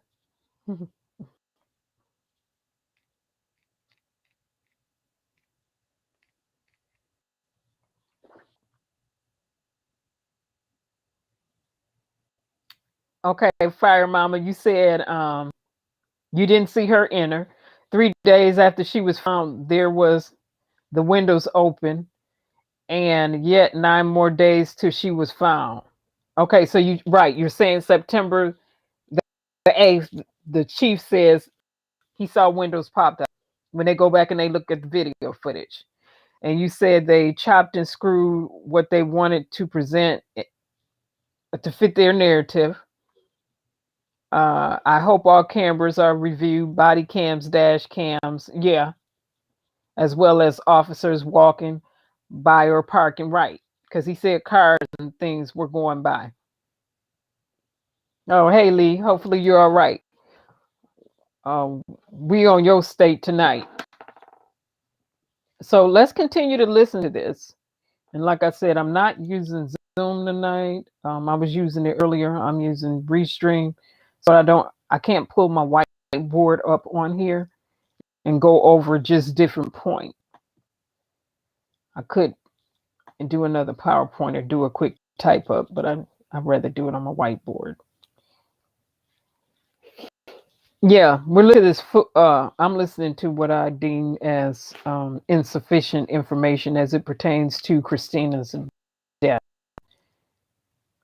Oh, no.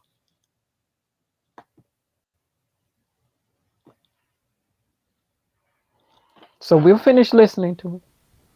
You know, I think what really distresses us and pains us is that we know that there are, you know, you guys will have some of this video, but cars go by, people walk nearby the van. You know, wish that she would have hollered out to someone or something, you know, because there were plenty of, unfortunately, there was what we see as potential opportunities for this to not be a tragedy. And unfortunately, you know, no one was able to realize she was in that van. And that was the outcome. So a couple of things I want to talk about now, just sort of as a follow-up. So, you know, when the officer found her, of course, we worked this as any other crime scene, potential crime. You know, the body was sent for a preliminary autopsy. We are waiting for the full results, which would include the toxicology. But we did get, as you know, the preliminary, which showed obviously no trauma to the body, no signs of any foul play. And yeah, right. Suspicious death. About the van, just so you know, the van was purchased in 1995. So we've had this van for a long time. When we originally purchased this van, it was when the city of Huntsville and the Huntsville Police Department maintained a jail. And so we used that van to transport prisoners or jail inmates. In the early 2000s, when we switched over and the Madison County Sheriff's Department took over the operations of the jail, that vehicle was repurposed. We didn't need it for that anymore. So we primarily used it for two different things. One was in the event that an arrestee out in the field couldn't get into a patrol car, whether it was you know, something to do with their physical attributes or whether it was a handicap situation, we would send that vehicle out so that we could transport them, you know, humanely, I guess you would say. So that's one of the uses that vehicle is used for, which that was very rare. Which is often to take evidence that had been cleared by evidence that was no longer needed. That evidence is to be taken to be destroyed. And so that van was used by the evidence technicians. That van had last been used in March of this year for that purpose. It had been sitting there unused since March. Well, we don't know just exactly. You know, apparently it was unlocked when we got there. When we got to the van and you know, found Miss Nance in it, those back doors were unlocked. So, were you able to exit open doors from the inside? no, you're not, because of its original design. You know, it does not have handles on the inside because it was made for transporting prisoners or inmates. So you cannot exit. Once you get into the van, you cannot exit from the interior of the van. And was there like up front or even up front? No, there's a divider, you know, so that if you were you know, if there were an inmate or something behind you, you wouldn't want that inmate to be able to get to you if you're driving the van. So there's a divider. You didn't present any images of the van. You're sitting up here talking about y'all treating this like an investigation. I don't even see a chain of custody. You couldn't climb through it, but it wouldn't take much to knock that window out because the way those windows punch outward, that that window would not take a whole lot of force to open or punch completely open. However, it was open plenty to hear outside the van or to yell to outside of the van. Certainly there was access to the outside world through those windows. But again, you know, she would open and close them, and we simply have no idea of knowing what her state of mind was, you know, what was going on there. Again, we just, you know, it's just a tragedy that we wish had come out different. So she got in because the doors were unlocked and then she was trapped, essentially? Well, essentially, yeah, you can't, you know, once you're in that van, you can't get out of that van. Somebody has to let you out of the van. Did that person have a cell phone, identification, a purse, keys? Come on now. I don't want to hear this. I can, you know, and I want to be really careful with this question. You know, the last thing we want to do is, you know, have anything negative toward a victim of something like this. But, you know, our department has worked with her. Our CIT officers know her pretty well. They have worked with her in the past to provide resources and different things. And so, you know, we are familiar with her, very familiar with her. Can you be more specific about how they work, what types of resources they offer her? Well, you know, our CIT unit works with those who struggle with any type of, you know, see, I want to really, the last thing we want to do, right, is turn her into any kind of, she's the victim here, right? And so we don't know what her state of mind was at this time. We don't know any of that. But what I do want to tell you is that we do know her. We have worked with her with our CIT unit, and we have worked to get her different resources. I really don't want to go any further than that. And well, it's so let me pause again because he's saying a bunch of stuff. I'm gonna go back to timestamps being 12 hours off. Exactly 12 hours off. Let me go back there again. Authentication, duty to preserve, chain of custody. I don't see any documentation for that. The cameras belong to this police department. Does not service or maintenance the cameras. They don't maintenance any hard drives that would be associated with any electronics that would store any information that is it pertains to the camera, the node that is attached to a network. Because from my field, again, we would call a camera or any printer or any peripheral electronic device, including computers, nodes on networks. Okay, that's the way we view them. So that node over the network, which represents cameras in this regards, they are not responsible. This police department is not responsible for the maintenance, the service, backup, how it's being maintained, how data is being stored or retrieved or anything like that as it pertains to those cameras that he's talking about, that they were showing video footage from. With timestamps being exactly, according to his word, 12 hours off. Authentication, authentication, authentication. Chain of custody, chain of custody, chain of custody, documentation, documentation, documentation. Furthermore, this is really beginning to be almost unbelievable as you play it back and you keep hearing this press conference. You come out there and you don't show any evidence of what the van looks like on the inside. I've not seen any images of her body being, we talking about evidence. He said they treated it as a homicide. You know, they had to investigate. So you would not move such person without forensics. Where are the images at? Now, Rosemont did a half-tail job to me, but they did present images and stuff. Oh my gosh. and pictures and stuff.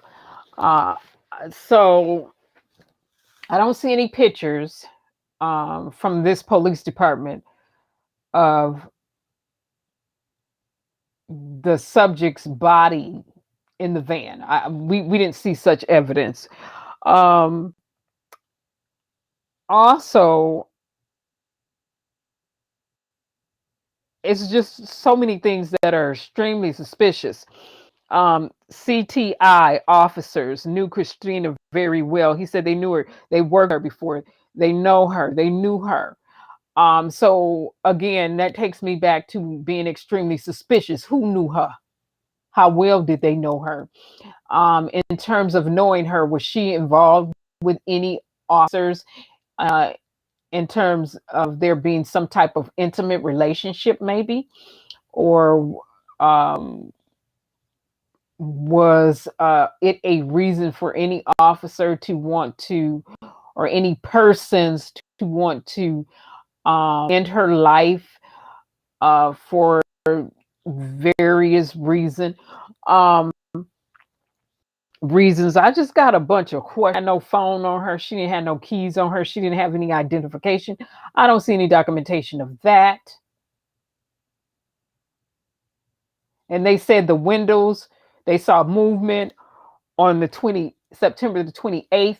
In the video footage that they're presenting, I didn't see any movement in the van with windows popping open and shut. I didn't see that. So he can come out and say whatever he wants to say, but you can't just come out and tell me anything. I'm gonna need proof. I'm gonna need some proof. I'm gonna need some evidence to corroborate what he's saying. You come out and show this little video if you want to, and other people can run with it, like, and take it, or people can slow down and put as much thought into this like they did for Gabby Polito. People were all over the internet searching everything, everywhere, everything, looking at looking at all the little details. But that wasn't a suspicious death to me. Gabby Petito's death wasn't a suspicious death for me. This is. And this is a great concern for me. You found a person's body, allegedly, in a police parking lot that's not for public, in a police van. Okay. And officers know Christina very well. CT officers know Christina very well. CIT officers. Okay. All right. We're very familiar with her. Okay. Okay. His words, not mine. His words, not my words. That's what he said. And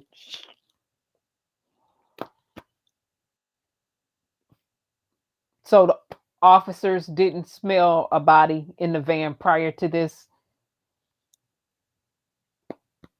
And they found an officer just happened through the parking lot, saw some shoes, and found her body in the van. You did not show us an officer of finding her in the van in any video footage. Would have captured that. Where's that at? Where's all the video footage at? Cooperate with this chief is saying. I don't see it. Have you seen it?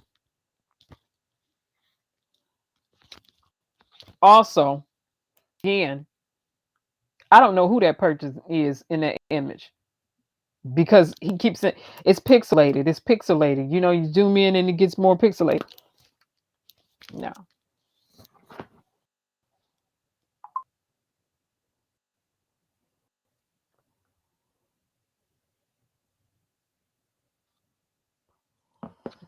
No, I'm gonna let him finish. But the more he talks, the more I say no. Extremely suspicious death. We need the FBI to investigate. This right here sounds like a cover up to me. Team that works with those, they usually respond to calls of things like mental altered states and things like that. Okay, how has it been, about a year? You know how long? Since the last contact, I don't have that exact time that the last officer had that type of contact. Can you go over the timeline again of when the family says they last saw her, when they reported her actually entered the van? Yeah, so the timeline is that we have her entering the van. So she goes into the van, and this is now, I'm giving you the timeline based on what we now know. She entered the van on September 25th at around 12:30, right, just around noon. So the family reported her missing on October 2nd. What we were told is the last time they saw her was September 27th, right? So, and then we found her on October 7th. Is there any way that, I guess, a policy change, or since the van was unlocked, how are you guys addressing that moving forward? Yeah, it's a good question. So it is the policy to keep vans locked. To keep all city vehicles should remain locked anytime they're not in use or occupied. So, you know, that is just something that we have to look at as an accountability issue on our part. We have to address that and make sure that we don't accidentally leave any vehicle unlocked at any point. So, you know, sometimes you just have to say that was something that shouldn't have happened. It did. Our policies are such that that should not have happened, and now we have to look at that, and we have to make sure that we have things in place so that that does not happen again. And going further than that, so do you not have people monitoring the lot just for any vehicle, just to make sure that everything is going well in the lot specifically? No, you know, that lot is for police personnel. There are police officers in and out of that lot 24 hours a day, 7 days a week. In fact, you know, you can see, we see officers in and out of this parking lot all day on these surveillance videos. We watch people moving through the parking lot continuously, day in and day out, throughout these, you know, from the 25th until the 7th as we watch video. So, you know, there's really not a big need for specific security because we kind of provide that security in our constant movement in and out of that parking lot. So you said that the officer who discovered the body noticed some shoes next to the van. That's correct. Usually those were her shoes, and where were they located in proximity to the van? Yeah, so we do believe that they were her shoes, and they were literally straight under that window that I told you popped out. They were right on the ground, right beside the van. So was it the shoes or a smell that caught his attention? It was the shoes. He saw the shoes. He thought that was odd to see shoes laying there. You know, a lot of times, so this entrance here, there's an entrance in that other video. You could see that there's an entrance just below where that camera sits. That doorway is the doorway into this building that you enter a lot of times over here on the side, or sometimes exit when you come into this room. This hallway is used for a lot of officers who go to our internal city gym and to the records division, right? So we have officers who come in and out of this area just constantly. And so a lot of officers, they're familiar with what cars tend to be in the parking lot, what, you know, the way that things tend to be situated, right? And so to see shoes sitting there, that officer saw it and being very observant realized that he had never seen that before, and that was out of the norm. And so he went over to look and investigate what was going on and discovered her body in the van. Is there any point on the video see the shoes either drop out of the window or appear, or do you know when the shoes were left there? Yeah, we could not. And so something about this is you can see this video that we've just shown you now. You can tell it is more pixelated than the video we showed you earlier that was really backed away, right?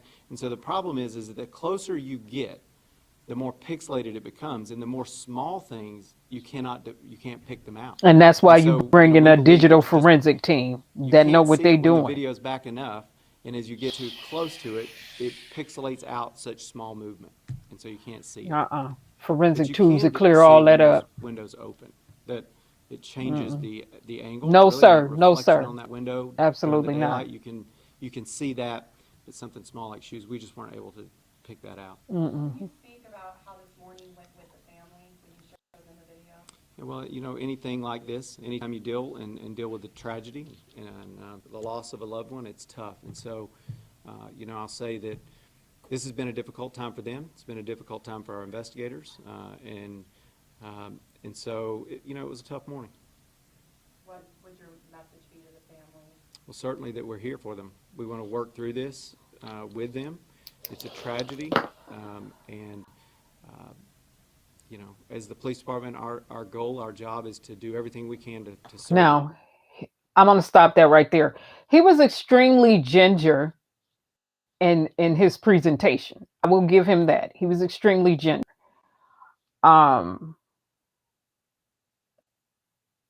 However, let me turn back around this way. Excuse me.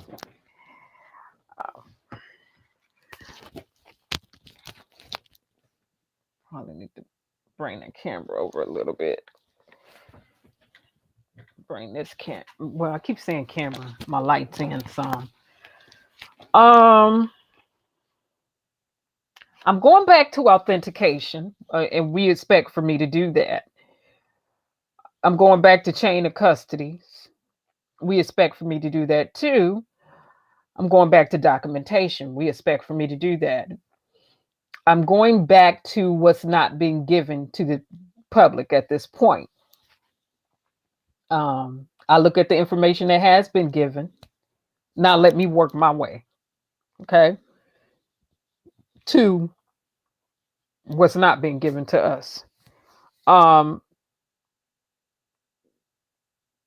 don't know who that person is. I didn't retrieve this information myself. So I find it extremely suspicious that one would be in a police parking lot. It's not a public parking lot, but a police parking lot. Just randomly be in a police parking lot, okay? And he says it himself. Officers knew CHIRSTINA. CTI officers knew CHRISTINA very well, and they worked with her before.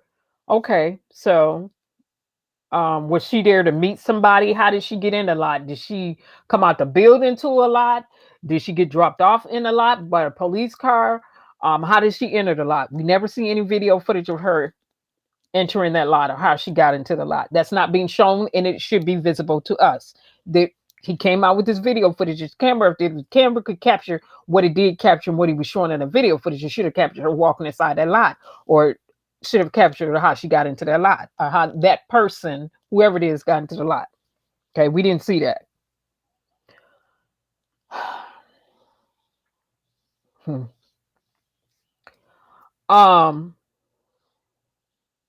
And she didn't have a cell phone, or whoever the person was didn't have a cell phone. So it was the shoes that looked out of order or suspicious to the officer who allegedly found her. And we don't know who that was. We don't have a badge number for him, a name or anything, him or her or anything from that officer. It was the shoes underneath the window that got that officer's attention. Really? Not the windows being open on a van, a police van that he said wasn't utilized since March. So the windows being open wouldn't be suspicious. But they saw movement, according to him, September the 28th. So you mean to tell me in a police parking lot that police are in and out of 24/7, that September the 28th, the police didn't recognize that windows were open on a van that has not been allegedly utilized since March? And that wasn't suspicious to them? Police who were trained to pay attention to details.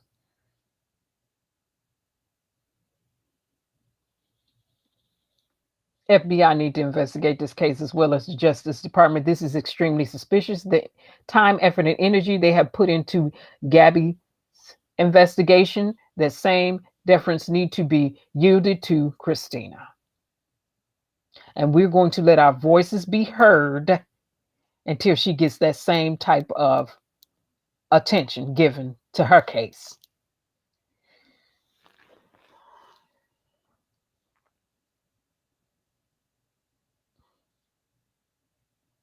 So you mean to tell me September the 28th, They see a lot of movement in the van, and police access this police parking lot 24/7, and no police saw any windows popping out and closing on September 28th.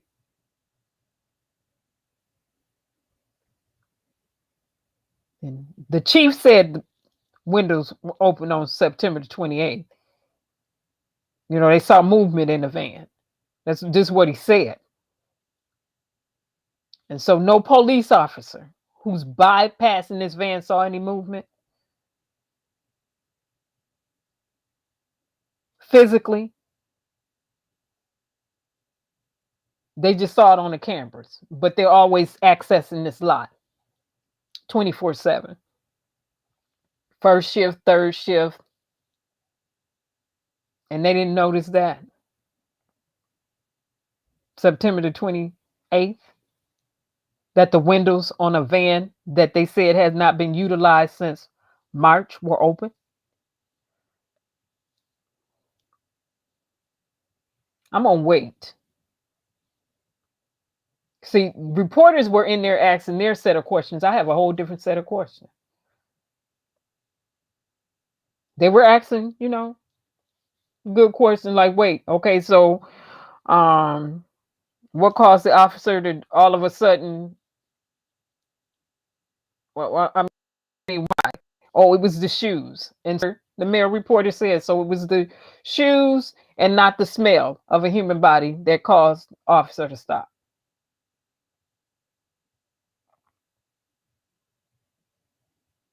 And he said on September 25th,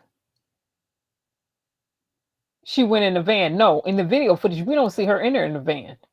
We see a person disappear. I don't see a van door open. And it's a way that you can 360 video footage.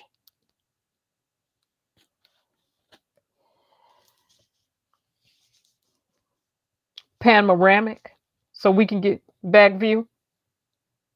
So let's go over this again.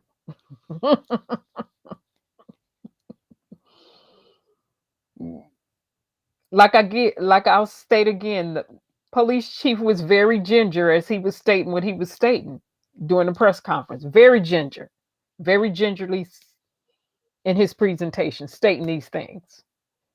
As ginger as he was, somebody make this stuff make sense. So you mean to tell me? Now I gotta ask some questions my father would have asked. He no longer here, but the way he used to ask questions. So you mean to tell me she got into the police van that's supposed to be locked, that had not been utilized since March, September the 25th, according to you all. But we didn't see her get into a police van. What we saw was whoever that was in that lot disappear out of video footage. That's what we saw. Okay. That's what we saw. We didn't see a van door swing out open. Some wide van door. It's wide. It's wide enough for us to see if the door opened. That would have been wide enough for us to see in the video footage. Then you say September 28th, you saw movement in video footage coming from the van. Windows pop out. However, police are in this lot 24/7. And we understand what he means by 24/7. High volumes of police, high traffic volume of officers and detectives coming to work, leaving work, getting in police cars, whatever. But September the 28th, you saw movement in the van, and then he says, but the person didn't scream out. Pause for a minute. You're police. You're trained to pay attention to details. So you mean to tell me on September the 28th, in the video footage where you say you're seeing movement, but you have officers physically accessing this parking lot every single day, they didn't notice the windows had been out on a van? that had not been utilized since March.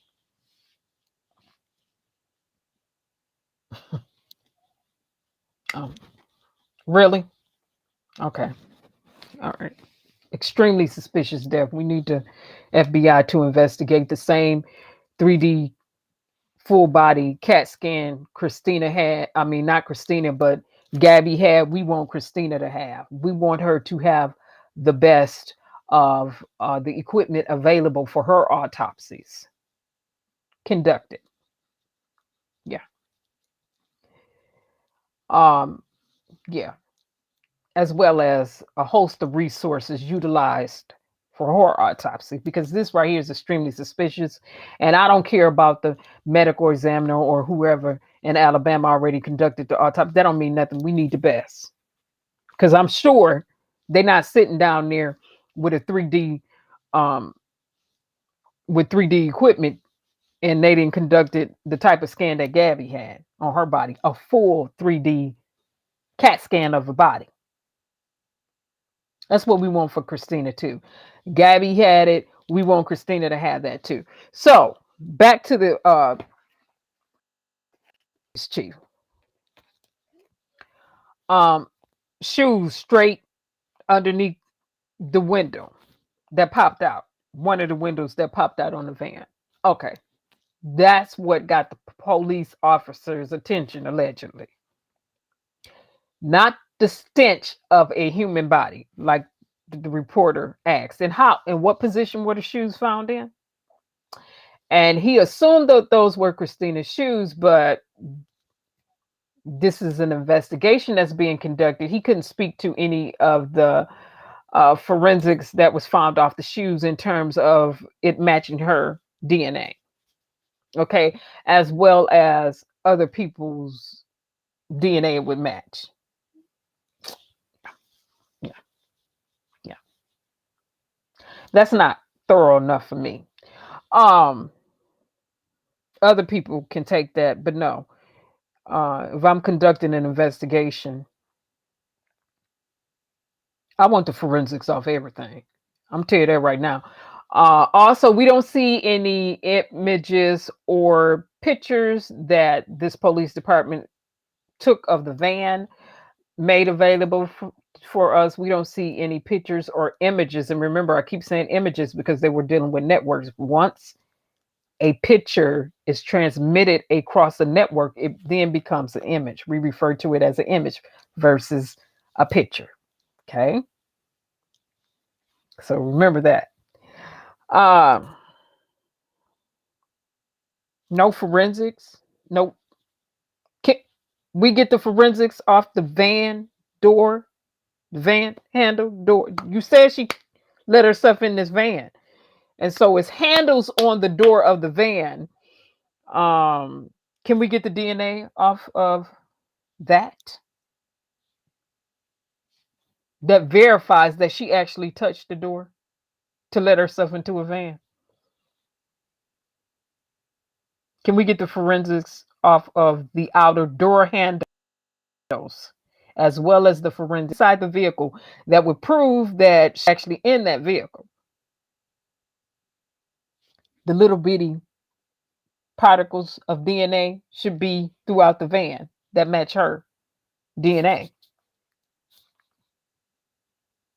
Can we get that? So we need the forensics from the shoes. We need the forensics from the doors. We need the forensics from inside the van. We need the pictures to corroborate the stories and the images. We need video footage. Clear video footage of that person and how they entered into police parking lot. Whether they came out through a building, whether they got in or was dropped off in a police vehicle, or whether the person just walked into a lot. We want to know how they got into the police lot. You say you could just walk in there. We just see a person walking around. We didn't see them walk into the lot. Like I said, did the person get dropped off in a vehicle? Did they come out police building? How? We didn't see any of that video footage.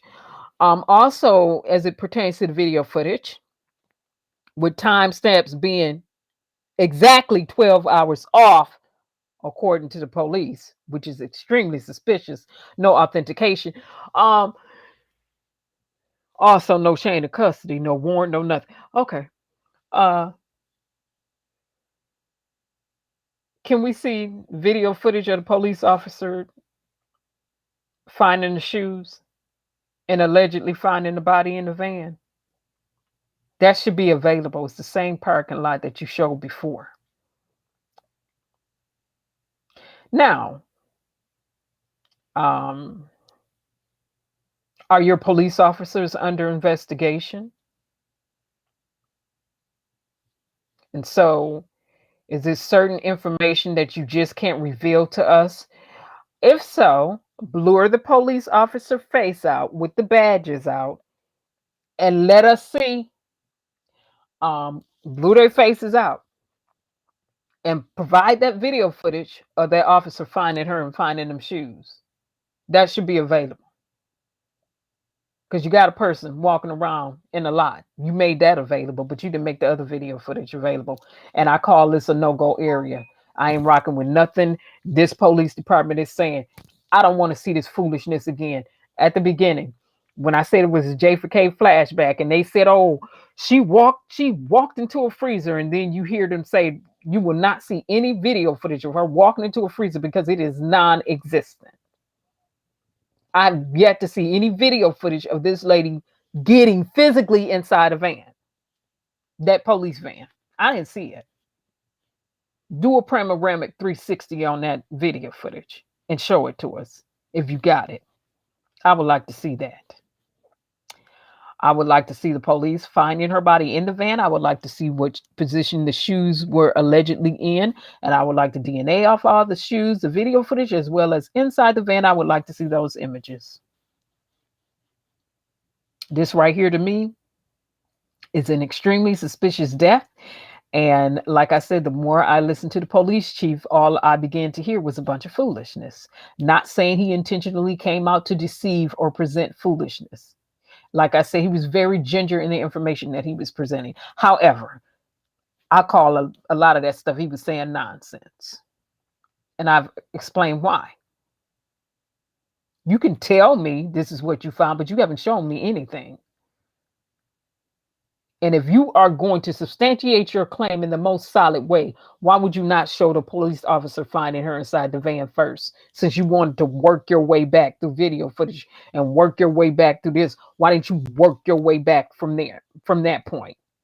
Show that officer finding them shoes. Show us that video footage of the officer finding her them shoes next to the van doors with the windows popped out and then finding that body on the inside. And work back from there. Then show this other footage that you showed. Because this right here is some foolishness. And again, did she have keys? Did she have a cell phone? Whoever that person was. No keys, no cell phone, no identification, no purse. So yes, in the bottom of the chat, purple heart again, because we're going to turn up on this case. Nobody is... Like, really? They're going to come out and try this all over again. They're going to try this again with a group of people who feather plucked the Kenneka Jenkins case and other cases. You going to try this again?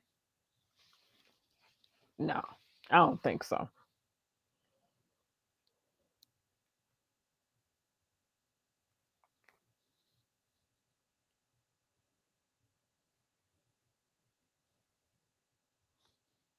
Is it, Letha? Yeah. For me, it's looking blurry too, coming on my phone. And I have my cameras and everything set up. My light set up in the background. So again, I'm not on my I'm on another electronic device. It could be the device that I'm utilizing. And Normally, this is going to deal with bandwidth, but bandwidth is given in the equation, so this is a throughput issue.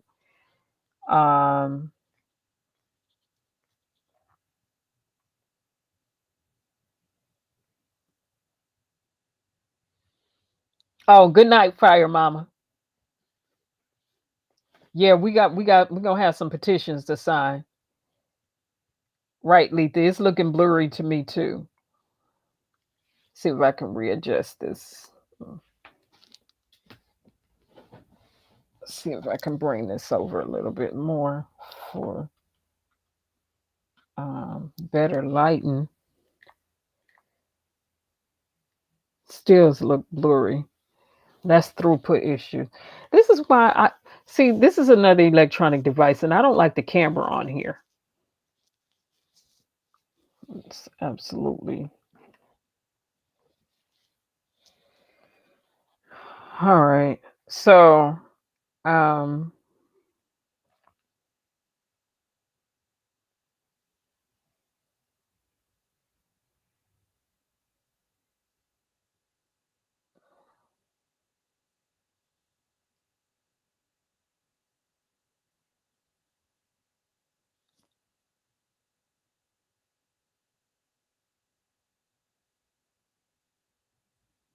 Letha, you said you would have been beating on the window screaming.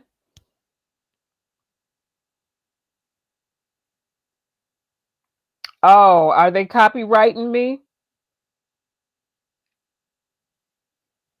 It's probably because of the music, and I have to put my copyright disclaimer in here.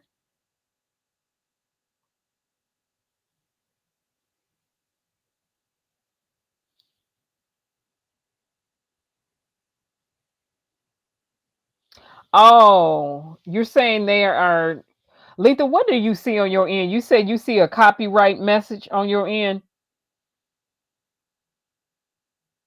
If so, it's probably for the music. And usually when Google/YouTube start the copyright and stuff, you know, they will automatically start blurring images from their end.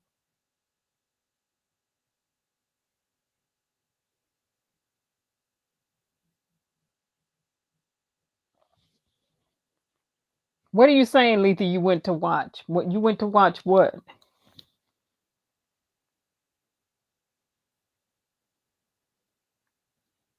On my wall? What, on my community wall? What are you talking about?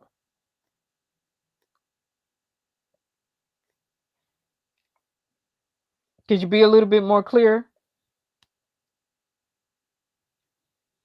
4 hour. Let me go back. I haven't been on here for 4 hours. I don't think I have. Maybe I have because I restarted this live. I was doing the first live and then I came on. Oh, okay, Letha, you're talking about the other video I did. Okay. Okay. Okay, I know which video you're talking about now, Letha. You're talking about that one. I'm still waiting for them to take the copyright off of that video footage. They copyright struck it because of a song, and I said, listen, I've used this song several times. I'm not monetized. Always educational. It's never been an issue in the past. So the music company that owns the rights to that song is allegedly supposed to watch the video. That video is 4 hours, so they can't say nothing in there belongs to them except for the music that they did not produce, that they probably produced, but they didn't create. So they were not the creators of their music. They didn't create they didn't write the lyrics or anything else. If you're talking about that. Okay, I got which one you're talking about, Letha. But okay, I was looking for questions as it pertains to this CHIRSTINA topic, or as it relates to this CHRISTINA topic. And again, I don't know why I'm looking so blurry on the camera from this electronic device that I'm using. That's why I like to use my other electronic device. When you start blurring like this, this is throughput issues. When the image is not showing up clear, like I said, bandwidth is given. So now we're dealing with throughput issues, which I find extremely suspicious as well. Anyway, if the FBI and the police are watching, the FBI need this case. I like I said, they would always be in the bushes on the Kenneka Jenkins case, and I don't see why, as we begin to get further and further into this case, that it would be any different. However, let me go back to this. We want the video footage, all of it. Her getting in the van. I want to see doors swing out. Her popping out windows. I want to see a hand pop those windows out. Police finding shoes. I want to see video footage of officers finding shoes on the ground. I want to see video footage of the officers finding her inside that van. That has not been presented. I want to see video footage of how that person entered into the parking lot. I would also like to know if that person, Christina, had identification, cell phone, purse, keys, and Letha. When it comes to, you said you would have been kicking, screaming, and hollering. Hold on. If they said it could only open from the outside, wait a minute. Now, as African American people, not only just as African American people, but other ethnic groups, wait a minute. We know how to reach our hand outside a window and open up a door from the outside. Let's go back to those vehicles, those old school hoopties or whatever people used to have or drive, or we may have had or driven back in the day, where you have to roll the window down, and because the door handle don't open from the inside, you have to roll your window down and pop the door handle out from the outside. Hold on a minute. They said the windows popping out. Okay, this lady looked a little petite to me, so I'm thinking she could have got her body out a certain section and popped them after she realized if she was indeed found inside that van, because again, they've not proven that to me yet. She could have reached her hand outside the window and let herself out. Come on. As African American people, we know how to improvise on some things. Let the record show off that right there. That's why I said this, what the police came out and said was nonsense to me.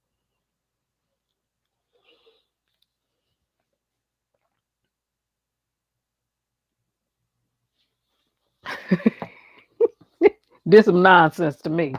So with that being said, I said we was gonna go off on Bob Marley, but I'm gonna wrap this up and we'll conclude, and I'll be able to bring my whiteboard up when I get back to my other electronic device, and we will go over this meticulously, and we will get our petitions out, or once a petition comes out, we will definitely sign. We would get the I mean, it didn't take, for the Kenneka Jenkins petition, it didn't take that long to get 100,000 signatures. So this case is no different from my perspective. It is another extremely suspicious case that you see U.S. citizens, in terms of the hierarchy structure of law enforcement, tend to skip over. But they skipped to Malou, my darling, right to Gabby's case, which was not an extremely suspicious death.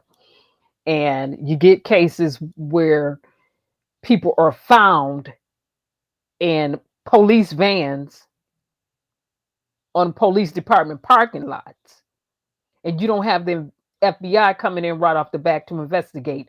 That's extremely suspicious to me. These are the type of cases that Justice Department do need to investigate right off the back. The extremely suspicious deaths.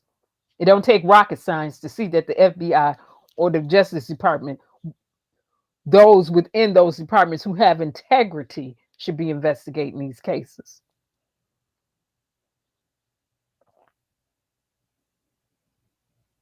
They come out and said a bunch of stuff, but I didn't see a bunch of evidence to corroborate what the chief said.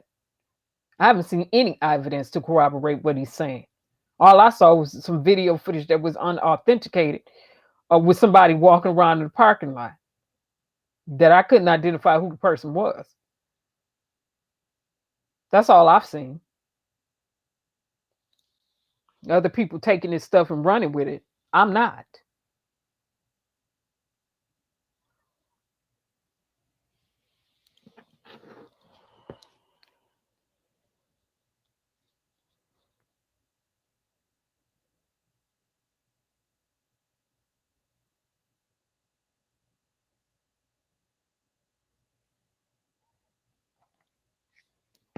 Letha, and if there's a theory that she was waiting on somebody, we need to see the person she was waiting on.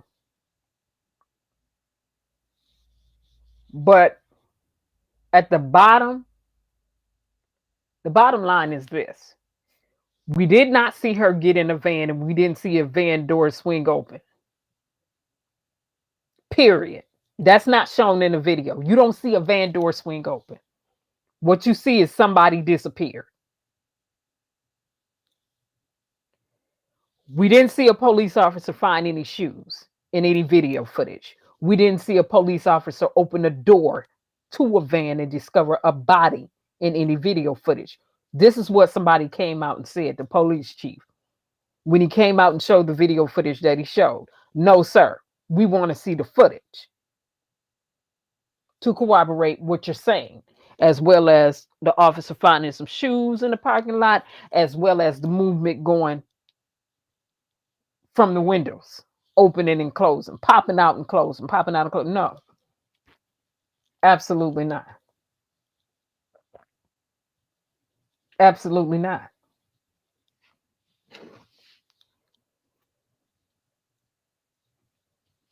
Yeah, he said police department knew her quite well.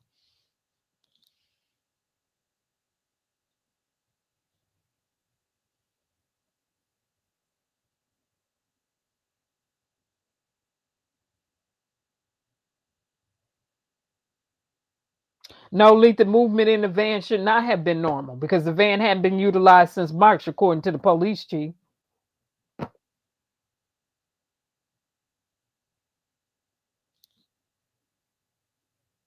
And then in the video footage, they see movement September the 28th. Well, windows popping up. And these are officers who are in this parking lot coming and going 24/7. And no officer noticed the window was out, popped out on a van that had not been utilized since March. And that didn't look suspicious? No.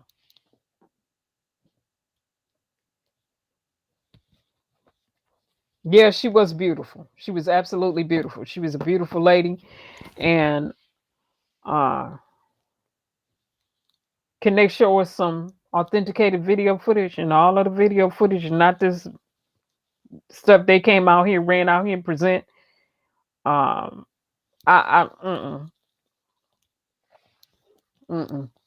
Nope. Nope. Like I said, we'll get our petitions together and